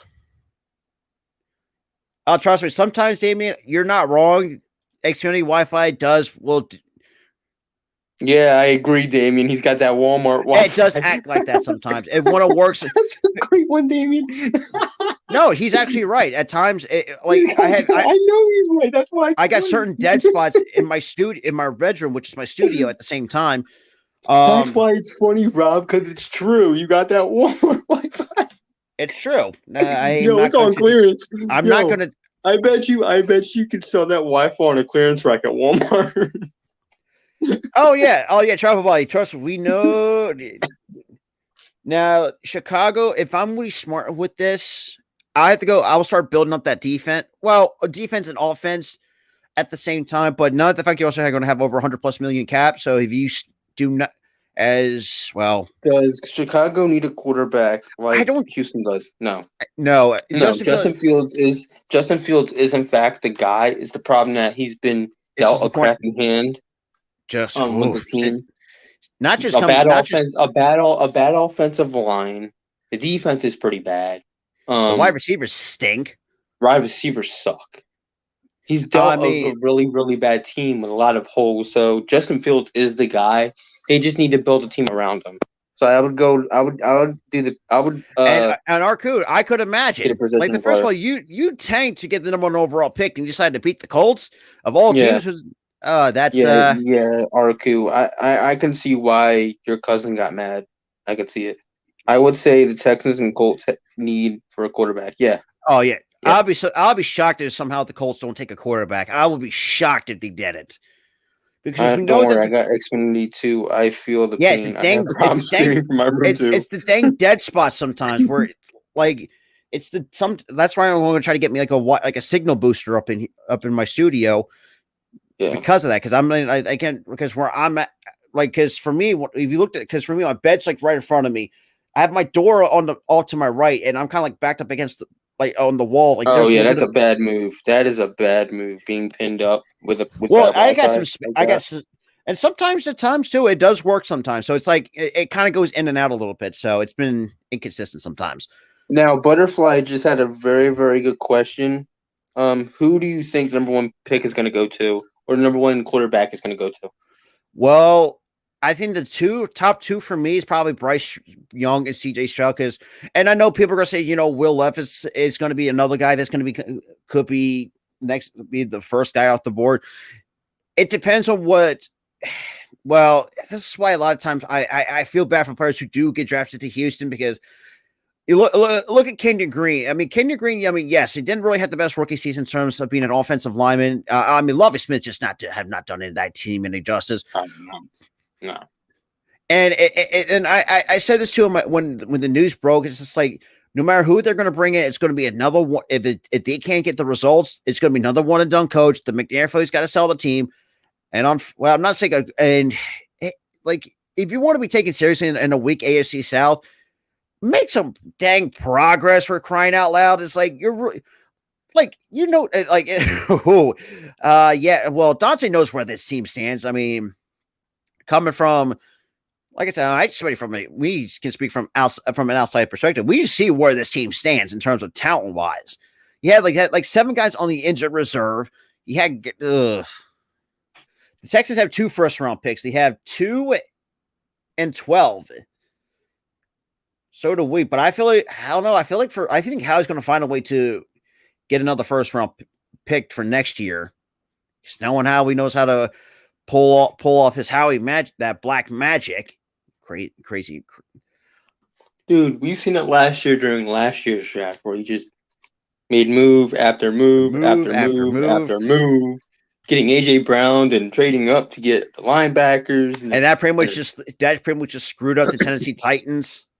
Screwed over the Tennessee Titans, and then Dallas and us tag team. That was the year before. That was the year before. Remember 2020 when Dallas and us tag team to screw over the Giants.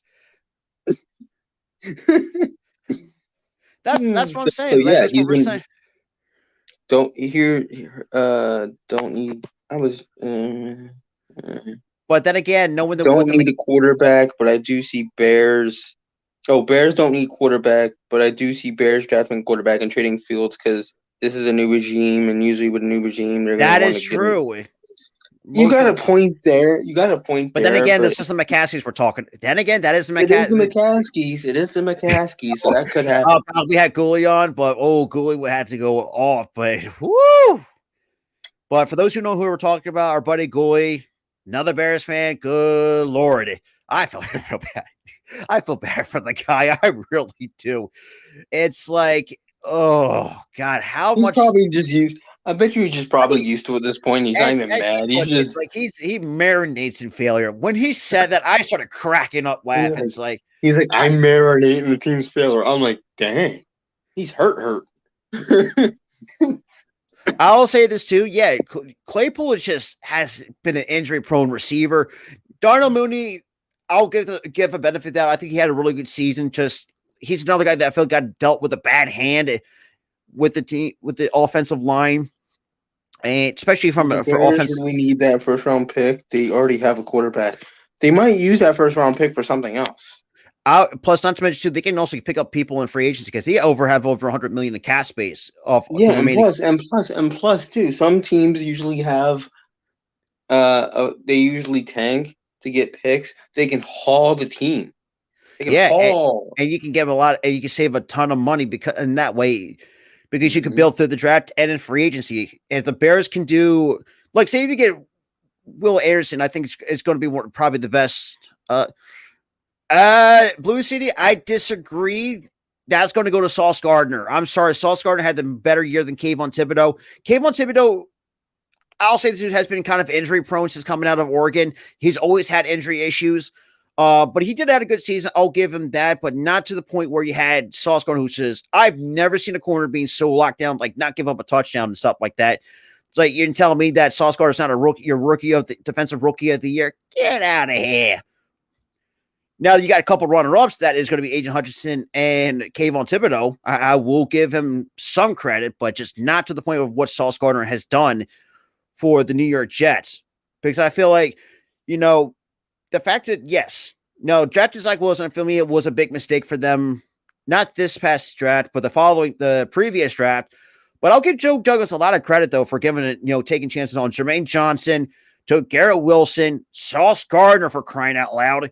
Like, they really, like we said, they just need a competent quarterback. And now that they're sitting at 13, I wouldn't be surprised if somehow a quarterback fell to them. It's going to be very interesting. It's going to be the coaches, the individual awards in the NFL is going to be very interesting. For Coach of the Year, Defensive Rookie of the Year. I don't know. It's gonna and Blue City, I do kind of see that. You can make an argument for that. I mean, you can make an argument. You can make an argument for Brian Dable getting Coach of the Year. You can make an argument for sure. Yeah, there's an argument to be made. Same with Sirianni. Who else?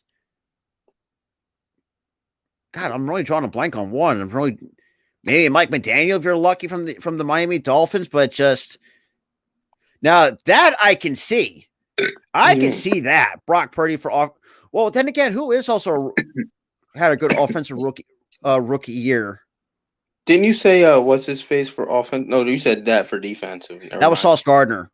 Okay, you said that for defense. Because it's not Justin Doug Pearson for sure. Doug Pearson's in the running. Doug Pearson, yeah, you can make an argument, especially after how the mediocre the Jags were last year. And honestly, I definitely could see Brock Purdy being a surefire favorite for offensive rookie of the year. Yeah, the fact to go from mystery relevant to I'm relevant now.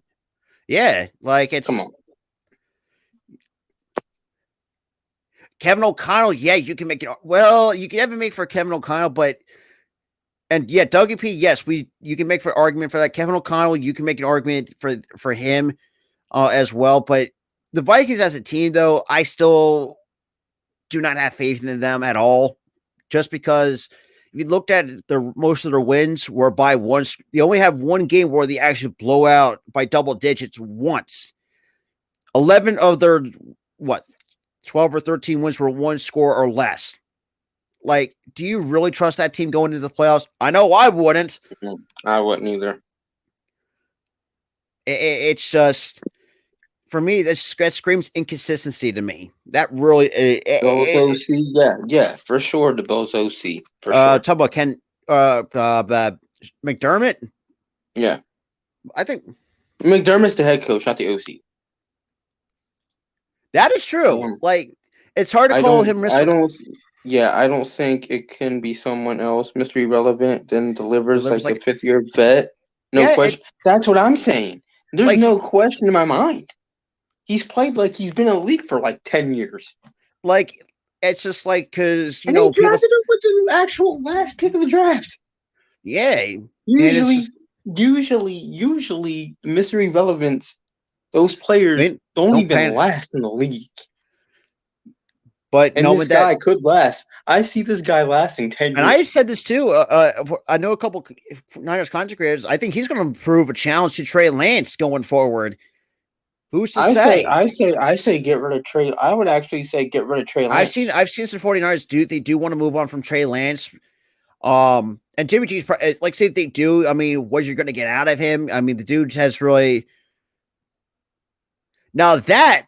Then again, yeah, I would trade Trey Lance if you're getting rid of Jimmy Garoppolo, because you don't want tension to grow with Trey Lance in the organization, because they drafted him promising him he was going to be the starter eventually.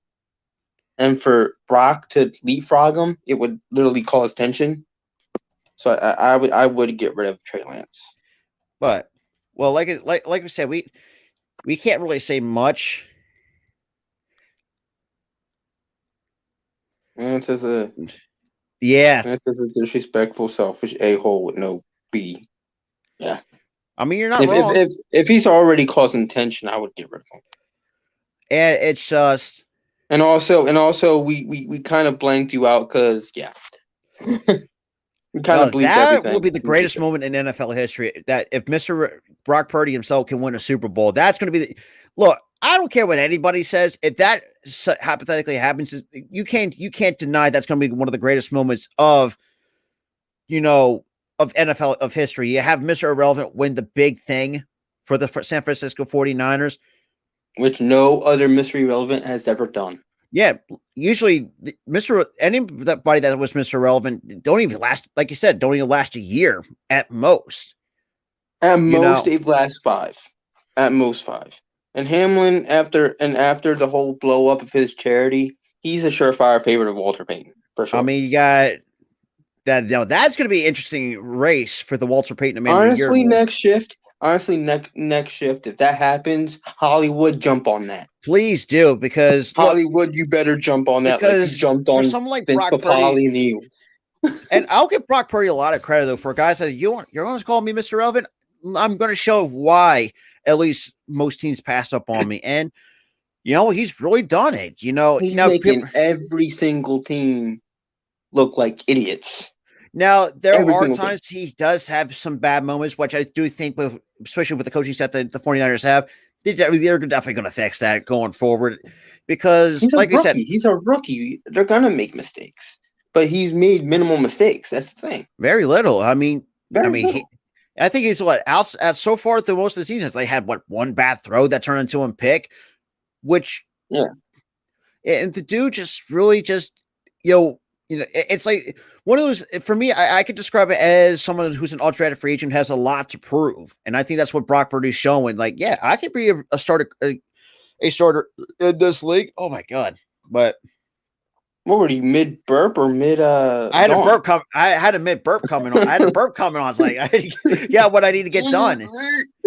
Like, I don't want to pull a Rick Sanchez. And for those who have not seen Rick and Morty, you already Well, and that's true. He also shows to be the next. He is a leader compared to Lance. Bring that up again. If he makes mistakes, he blames himself. Not like Lance. Everyone else did make. Lance is another Zach Wilson, in that sense. Yeah.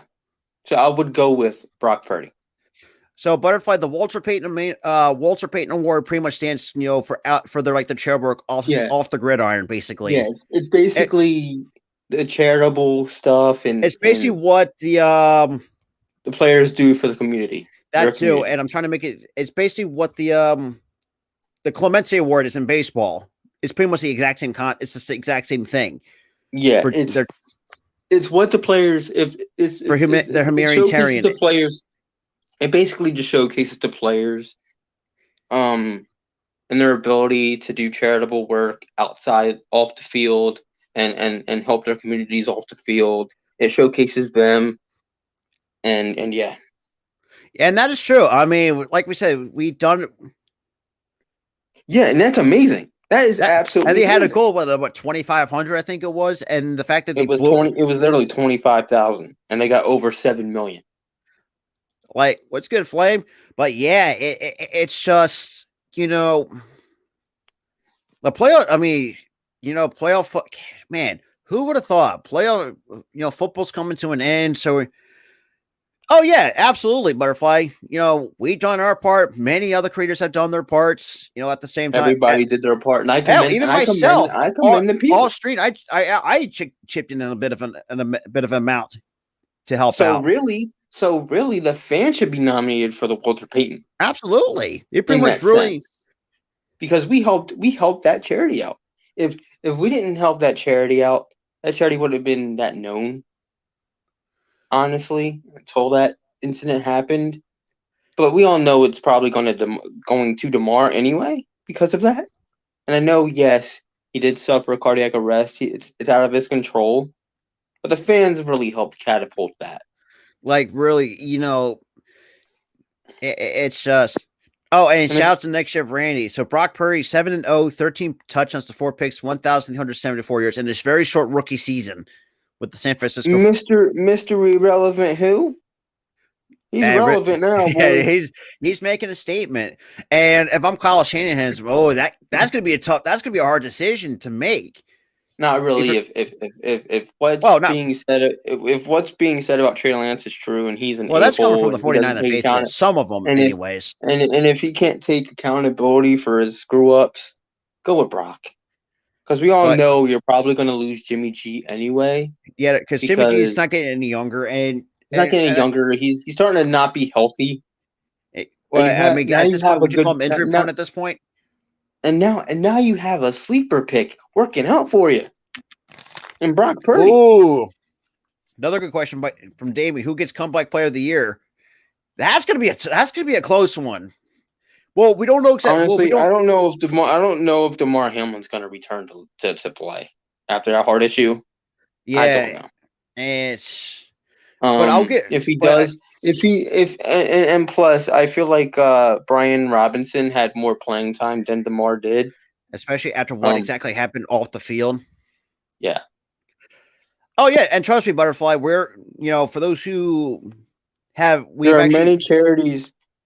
There are many charities out there that other people and players do that is ongoing. Yeah, there are. Absolutely. But DeMar has become really into the limelight. And that's why it's more famous than the other ones because their communities may know, but we don't know. Yeah, and Travel Boy said, and that's a very good point too. When TG Watt came back from that injury, everything kind of pretty much changed. So they pretty much got back to what they were doing before he got hurt. TJ really carried that team on his back defensively on that side of the ball because the whole defense is atrocious. Yeah, without TJ Watt, you could see TJ. it. And we've said it before. When they did go 3-7, without TJ Watt, that defense is bad. But when he came back, they already overcame the odds, and even though they missed the play, it would have been nice. He actually did make the playoffs on a comeback. That would have been great to see the Pittsburgh Steelers. But I think they really didn't have enough to really. I'll give Kenny Pickett a lot of credit too. People were kind of writing him off as a bust, but it's like you got to give this kid a bit of a chance. I mean, I don't know why they were writing him off. They had just drafted him. Why are you writing him off this soon? Well, and I also did talk about if you want to see out Steeler Nation, this was one of the topics that I did write about in my notes. Mitch Trubisky regretting signing with the Pittsburgh Steelers. Like, what? Like that was a head scratcher. Dude, he's acting like he's one of the top quarterbacks in the league. Dude, you haven't been relevant since 2018 when he had that very fluky season. That was one good. You've been nothing ever since Trubisky. So so we did talk about Trey Lance, but Trevor Bledsoe puts Mac Jones in that category. See, I don't like we said, we don't need to know what these guys are like outside the field because we don't know them personally. So that's I mean, well, and I don't know, but what I do Mac know Jones, I never really saw his interviews. I so, really can't tell you. Trey but Lance, I've seen his interviews. He does lack accountability along with Zach Wilson. That's it. From what if we understood, like they just, I don't know exactly what they've done for treatment, but from what we've been seeing, it's just been all natural healing, basically. It's all natural healing. All they did was put a tube down his throat and just to help him breathe and just kind of get back to what he would do. And to be quite honest, the fact that he like Tyler said, the fact he could be home in a day or two is great. It's probably the most tremendous amount of improvement.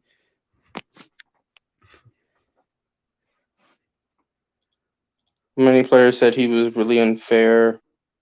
He is a really unfair player and does everything to win, even to hurt others. I would disagree to some extent. I think that's on coaching at the same time. Because if you looked at the Patriots team as a whole, you got Matt Patricia calling the play. So I can see what, where some may say that from. Because, like this all stemmed for after Josh McDaniels left to go to Vegas. And we saw how where that turns out. But if he's okay to play next year, I think he's another guy for me. But that remains to be seen if it's where he's sitting at. But it's just after having like a health scare like that, I'm thinking myself, I would think like, do I want to go back? Even though go back to what I've changed. Yeah, honestly, after having a health scare like that, I would be scared. He will beat the Philadelphia Eagles in the NFC Championship, win his first Super Bowl. Honestly, if he does that, I would not be upset. I'll be upset that my team lost, but I would not be upset if Brock Purdy wins. Nah. But knowing, and that the only thing that worries me with the 49, if you're a 49ers fan, is Kyle Shanahan. We have seen this time and time again in the playoffs. He just wets the bed as a head coach. We see it's like nothing new with Kyle Shanahan. Bro. But yeah, so this is, we're getting close to the end here. But shout out to everybody though, and like I said, we do appreciate everything, all the support here for the show as well. Like I said, yeah, the 49ers might be fine, but it's for me, like I said, Kyle Shanahan is the biggest question mark in terms of, if they do want to get to the promised land. And we've seen it. I've seen him kind of and we've seen Kyle Shanahan at times play conservative. And at times we've seen that really kind of comes back to haunt him. And we saw it during his time in Atlanta. 28-3. Honestly, it was going to happen sooner or later. I mean, Cliff Kingsbury, yes, we was going to get fired. And I know some Cardinals fans wanted to say, they want to see get Keim fired, and Keim just stepped down and just because of health reasons, which I will think that's a little bit of a BS. Crocker. But yeah, that's just how I see it. But I think I thought Cliff Kingsbury would have been the first coach to get fired. But then again, you also had Nathaniel Hackett has not really done very much to most NFL chagrin, especially to the Denver Broncos chagrin at the same time because of just how bad truly he did at one point. But you have to take this into consideration that Kingsbury never really had really successful seasons at the college level nor the NFL level, which I've never seen. I've seen some coaches that have some success in the, it's just like some styles just do not work in the NFL in terms, especially in Kingsbury's case. The all air out offense has not really done them justice, and not to mention too, they don't even have the right personnel for that too. I mean, Kyler Murray. I mean, people.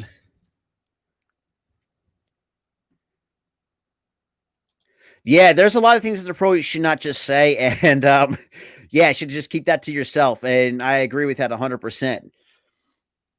And it's just one of those things. It's really tough to really see at the same time, but you know, like the fact that we hit that Tamar Hamlin's actually doing exceptionally well, coming out of out of the hospital, and could be home sooner rather than later, which is great. Um, but the fact that we've seen a lot of coaches getting fired, I think on a Monday, if I'm I don't know what Kingsbury might do. It's just it remains to be seen, but it's just one of those things. Like I said, it's remain to be seen. At one, no, I would say just to I hope he does not leave because I think he's done really well for done well for this offense. But we also do have Brian Johnson waiting in the wings. If that was the case, now the defensive coordinator, that's a whole different thing. We just if he does get a job somewhere, he can just go. But I'll give Gainwell credit where credit is due. This defense has been one of the best. In quite some time. Been setting some records. Could have had a couple sacks, more than a couple sacks against the Giants, and try to break the Bears' all-time sack record of 72. But I mean, it is what it is. Like I really can't take away from that. And I don't know. It's just one of those things. It's like I would definitely would agree with that, Butterfly. I mean, it's just, and that's what I should put in consideration. Like I said earlier, that will put us into consideration that that DeMar could either decide to want to go back to the sport that he loves, or especially after that health scare, like do you put him or does he consider retirement early at the age of 24, not being a vested player, which I mentioned earlier, and that kind of hurts him a little bit, just because that I don't know, but it just remains to be seen. At the same time, and I don't know, but I do think I'll do say that. Oh yeah, trust me, that Germany game was great, and I really do. And the German crowd was great at the same time. I love that. Because I really do like that. Hopefully the NFL can keep doing that as well and keep expanded on that as well. Yeah, but yeah, I do agree, Butterfly. But after that health scare, like that could change.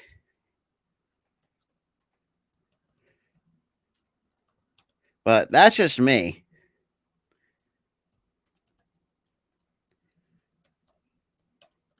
But outside of that, though, it's just like I said, the NFL season has been great for some teams, bad for others. Just it's been up and down in terms of just being there. But like shout out to the five. Though, if you guys are new, welcome everybody. We are getting towards the end. Got a couple other things we want to talk about before we go any further. But if you guys want to become a part of the membership program, check out the pinned comment up top in the comments as well. If you guys do want to become a member as well. Oh yeah, that was great. But like I said, if you guys check the link here because we have some. We're still trying to build our membership only community as well at the same time as the Philly Sports.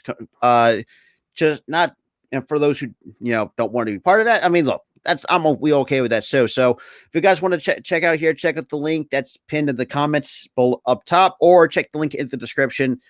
If you guys want to have some like members only type of content, which we'll do once we start building that up as well. If you guys wanted to be part of that, also check out what we have going on, especially check out our merch shop, which is down below, link down below, and check it on our YouTube channel as well.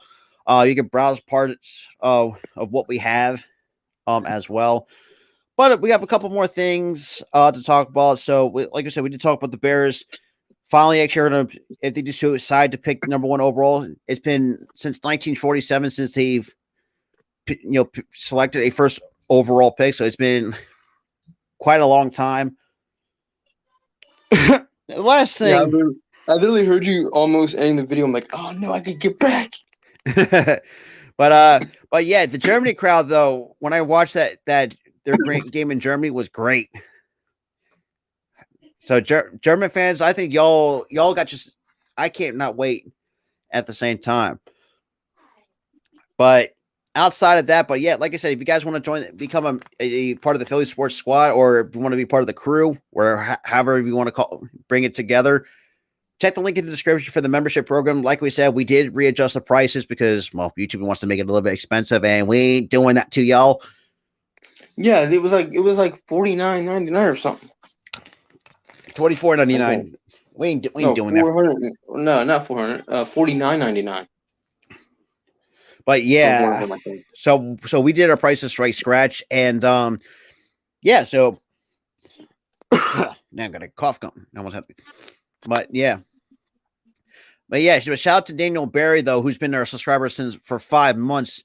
Being the first YouTube member as well. So because y'all don't want to really miss out, because we're trying to build up our members community as well at the same time. And if you also want to, we really don't mind if you don't feel like it. Like we're still a community nonetheless at the end of the day. Yeah. Ooh, that's a good question. I think he's staying at Michigan. I don't think there's. Yeah, he's not leaving Michigan. There's no. I would be shocked if he would. Well, it depends on what the Falcons need. Well, let's keep it. They need a quarterback. They need some receivers. They need a defense. I mean, the running game is actually still pretty decent, but I like Cordell Patterson. But outside of that, I mean, who do you really have? It's just like that entire team is. I would think of not a full-blown rebuild, but there's some spots that you could improve. Oh, damn. Oh, it says make it. I wouldn't say the Falcons do. Well, then again, actually, you know what? That is a very good point. They don't need a whole new team. They have a running back. They have a competent line, I would say. Competent, but they have a bad quarterback. They don't have receivers. And they don't have a defense. Their defense stinks. That's one of their biggest weaknesses. I mean, they can improve on the O line a little bit, probably add some more receivers, but not to actually. Now you got, like I said, go back to Jacksonville. After this next season, I mean, you're going to have Christian Kirk. You're definitely going to have Zay Jones, Agnew. He's your third. Now you're going to have Calvin Ridley. So you got to afford four good receivers for that Jacksonville team going forward. And I bet, and I'm going to say this too, if Calvin really balls out for the Jacksonville Jaguars, oh boy, that's going to set most Falcons fans off. I can see it. Yeah. Because originally, we longtime Clemson fans, we thought Trevor Lawrence was going to be a bust after his rookie season. It's like, is this going to look like a bust? Yeah, at one point, yeah, he looked like he just did not look like an overall pick until then. Here comes Doug Peterson. What happens? He fixes them.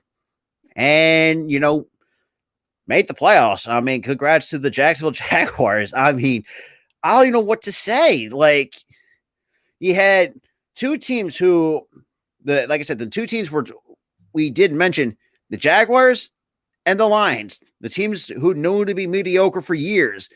What happened? Both teams were above 500 records. In quite some time. Well, mostly for the Lions, because they have not had a winning record since when Jim Caldwell was there. Yeah. So yeah, it's been a while. And they actually did have a winning record after Caldwell. They did. Actually, no, they didn't. No, they didn't. It was Caldwell the last time. Because after Caldwell, they brought in Matt Patricia, and oh boy, that didn't turn out too well. That was trash. Oh. I think they went 0-16 under Matt Patricia his first year.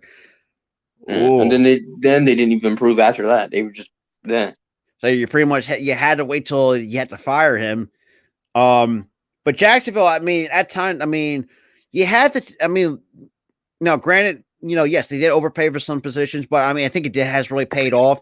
Now, there's some I feel like you can definitely make the argument they should never overpay for. Brandon Scherf, the dude's just injury prone. The dude, you overpay for a guy that's injury prone. That's probably one mistake from the Jacksonville Jaguars. Yeah. But the defense, they have to improve on the defense a little bit. I think they got potential to be a good defense. It's just you need the right defensive coordinator to do so. And it's just like I don't really think, like I said, I don't think I think you retool in some areas, but I really don't really think that much. That the Jacksonville Jaguars can need. Because I mean, they need. I would say bolster up the line a little bit more. They're almost there with the line. Yeah, the offense is pretty good. The defense is okay. Yeah, okay. Improve the defense definitely, and bolster up the O line because a little bit in some regards because there were times where Trevor Lawrence did get hit a lot. Yeah, and made him run Trevor Lawrence is never known to be a runner at the time at most times. Yeah. But one thing I'm going to ask most of you, we could agree to disagree on this. Are the 49ers the most overhyped team in the NFL? For me, I don't think they are. No. Because I think the one team I feel like that is overhyped is the Miami Dolphins. And I'm putting that on record right now that the Dolphins are the most overhyped team and the most overrated team in the NFL. I'm putting it right on record. I'll say this about the 49ers. They're the one team that I am scared of in the playoffs. Oh, yeah. If we face them and we lose to them, that's okay because their defense is really, really good. Their offense is really, really good. They're like one of the most dynamic teams that I've seen this year in the league. Absolutely. And congrats to Nick Bosa claimed the sack title as well, 18 and a half sacks. And number 2 was Hassan Reddick. And, it's just, it's crazy just seeing with the right defensive coordinator and just good schemes and stuff like that.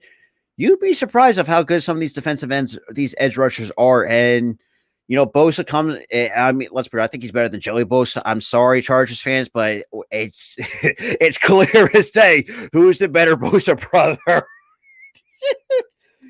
I mean, I can't take it away from Joey, but Joey Bosa's just been hurt. Now that I can agree with. I think the Bucs are the most overhyped team going into the playoffs. But yeah. If they were in a weak division, if they weren't a product of a weak division, and one of the other teams are really, really good, they're not in the playoffs this year. And the fact that the problem was they're a product of a bad division. Very bad. So you almost had a 3-way tie for first place in the NFC South between the Saints, the Panthers. Actually, technically 4-way if you consider it. You had the Falcons kind of in contention at one point.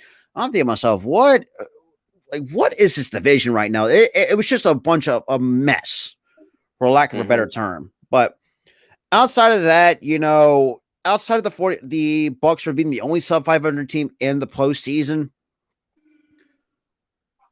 It's finally here. Postseason football is here, so y'all not going to really miss. You're not going to miss out on postseason content as well.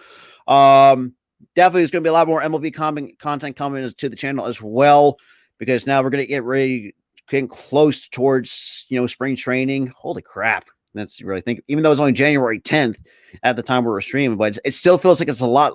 Like this month, we see months just not just drag out, but just go by quick. Last year, here's how last year went. It went from January, summer, December. Like, it's just like 2022 just went in a blink of an eye.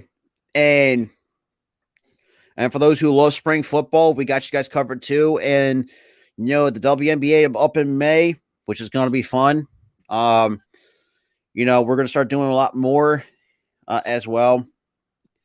And if you're a Mets fan, I feel bad for y'all. Yeah, we'll talk about that on another stream. Yeah, we'll talk about it on a different. And also, before we get out of here, so 8:00, I will be live for NXT because I don't know if you're going to be really feeling up to it. If you want to hop, do it. I might hop on. I might not. Because the last few days, my stomach's been on a fritz. So. I mean, if you're not feeling up to it, I can hold it down for 2 hours. So I can do that. And 10:30, it's our 1K celebration. Yes, I know we are at 1.02K, but we we've been kind of obviously holding it off, but we had to find the right day to do so. Because we've been pumping out some interesting content for you guys as of recent, especially going to get it done Monday because we've been kind of booked.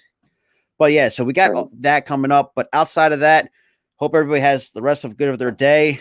But with that being said, if you guys are new, make sure you hit the like button, hit that subscribe button. Shout out to everybody that's coming from Facebook, YouTube, and Twitch. If you want to be part of the membership program, link is down below. Check out the merch as well. I appreciate that, man. I appreciate you coming from the Switch side of things, but you too, brother. You too. Absolutely. But shout out to everybody, though. With that being said, this is going to be episode 2 of the NFL Talk with Rob. We'll see you guys in the next one. Peace.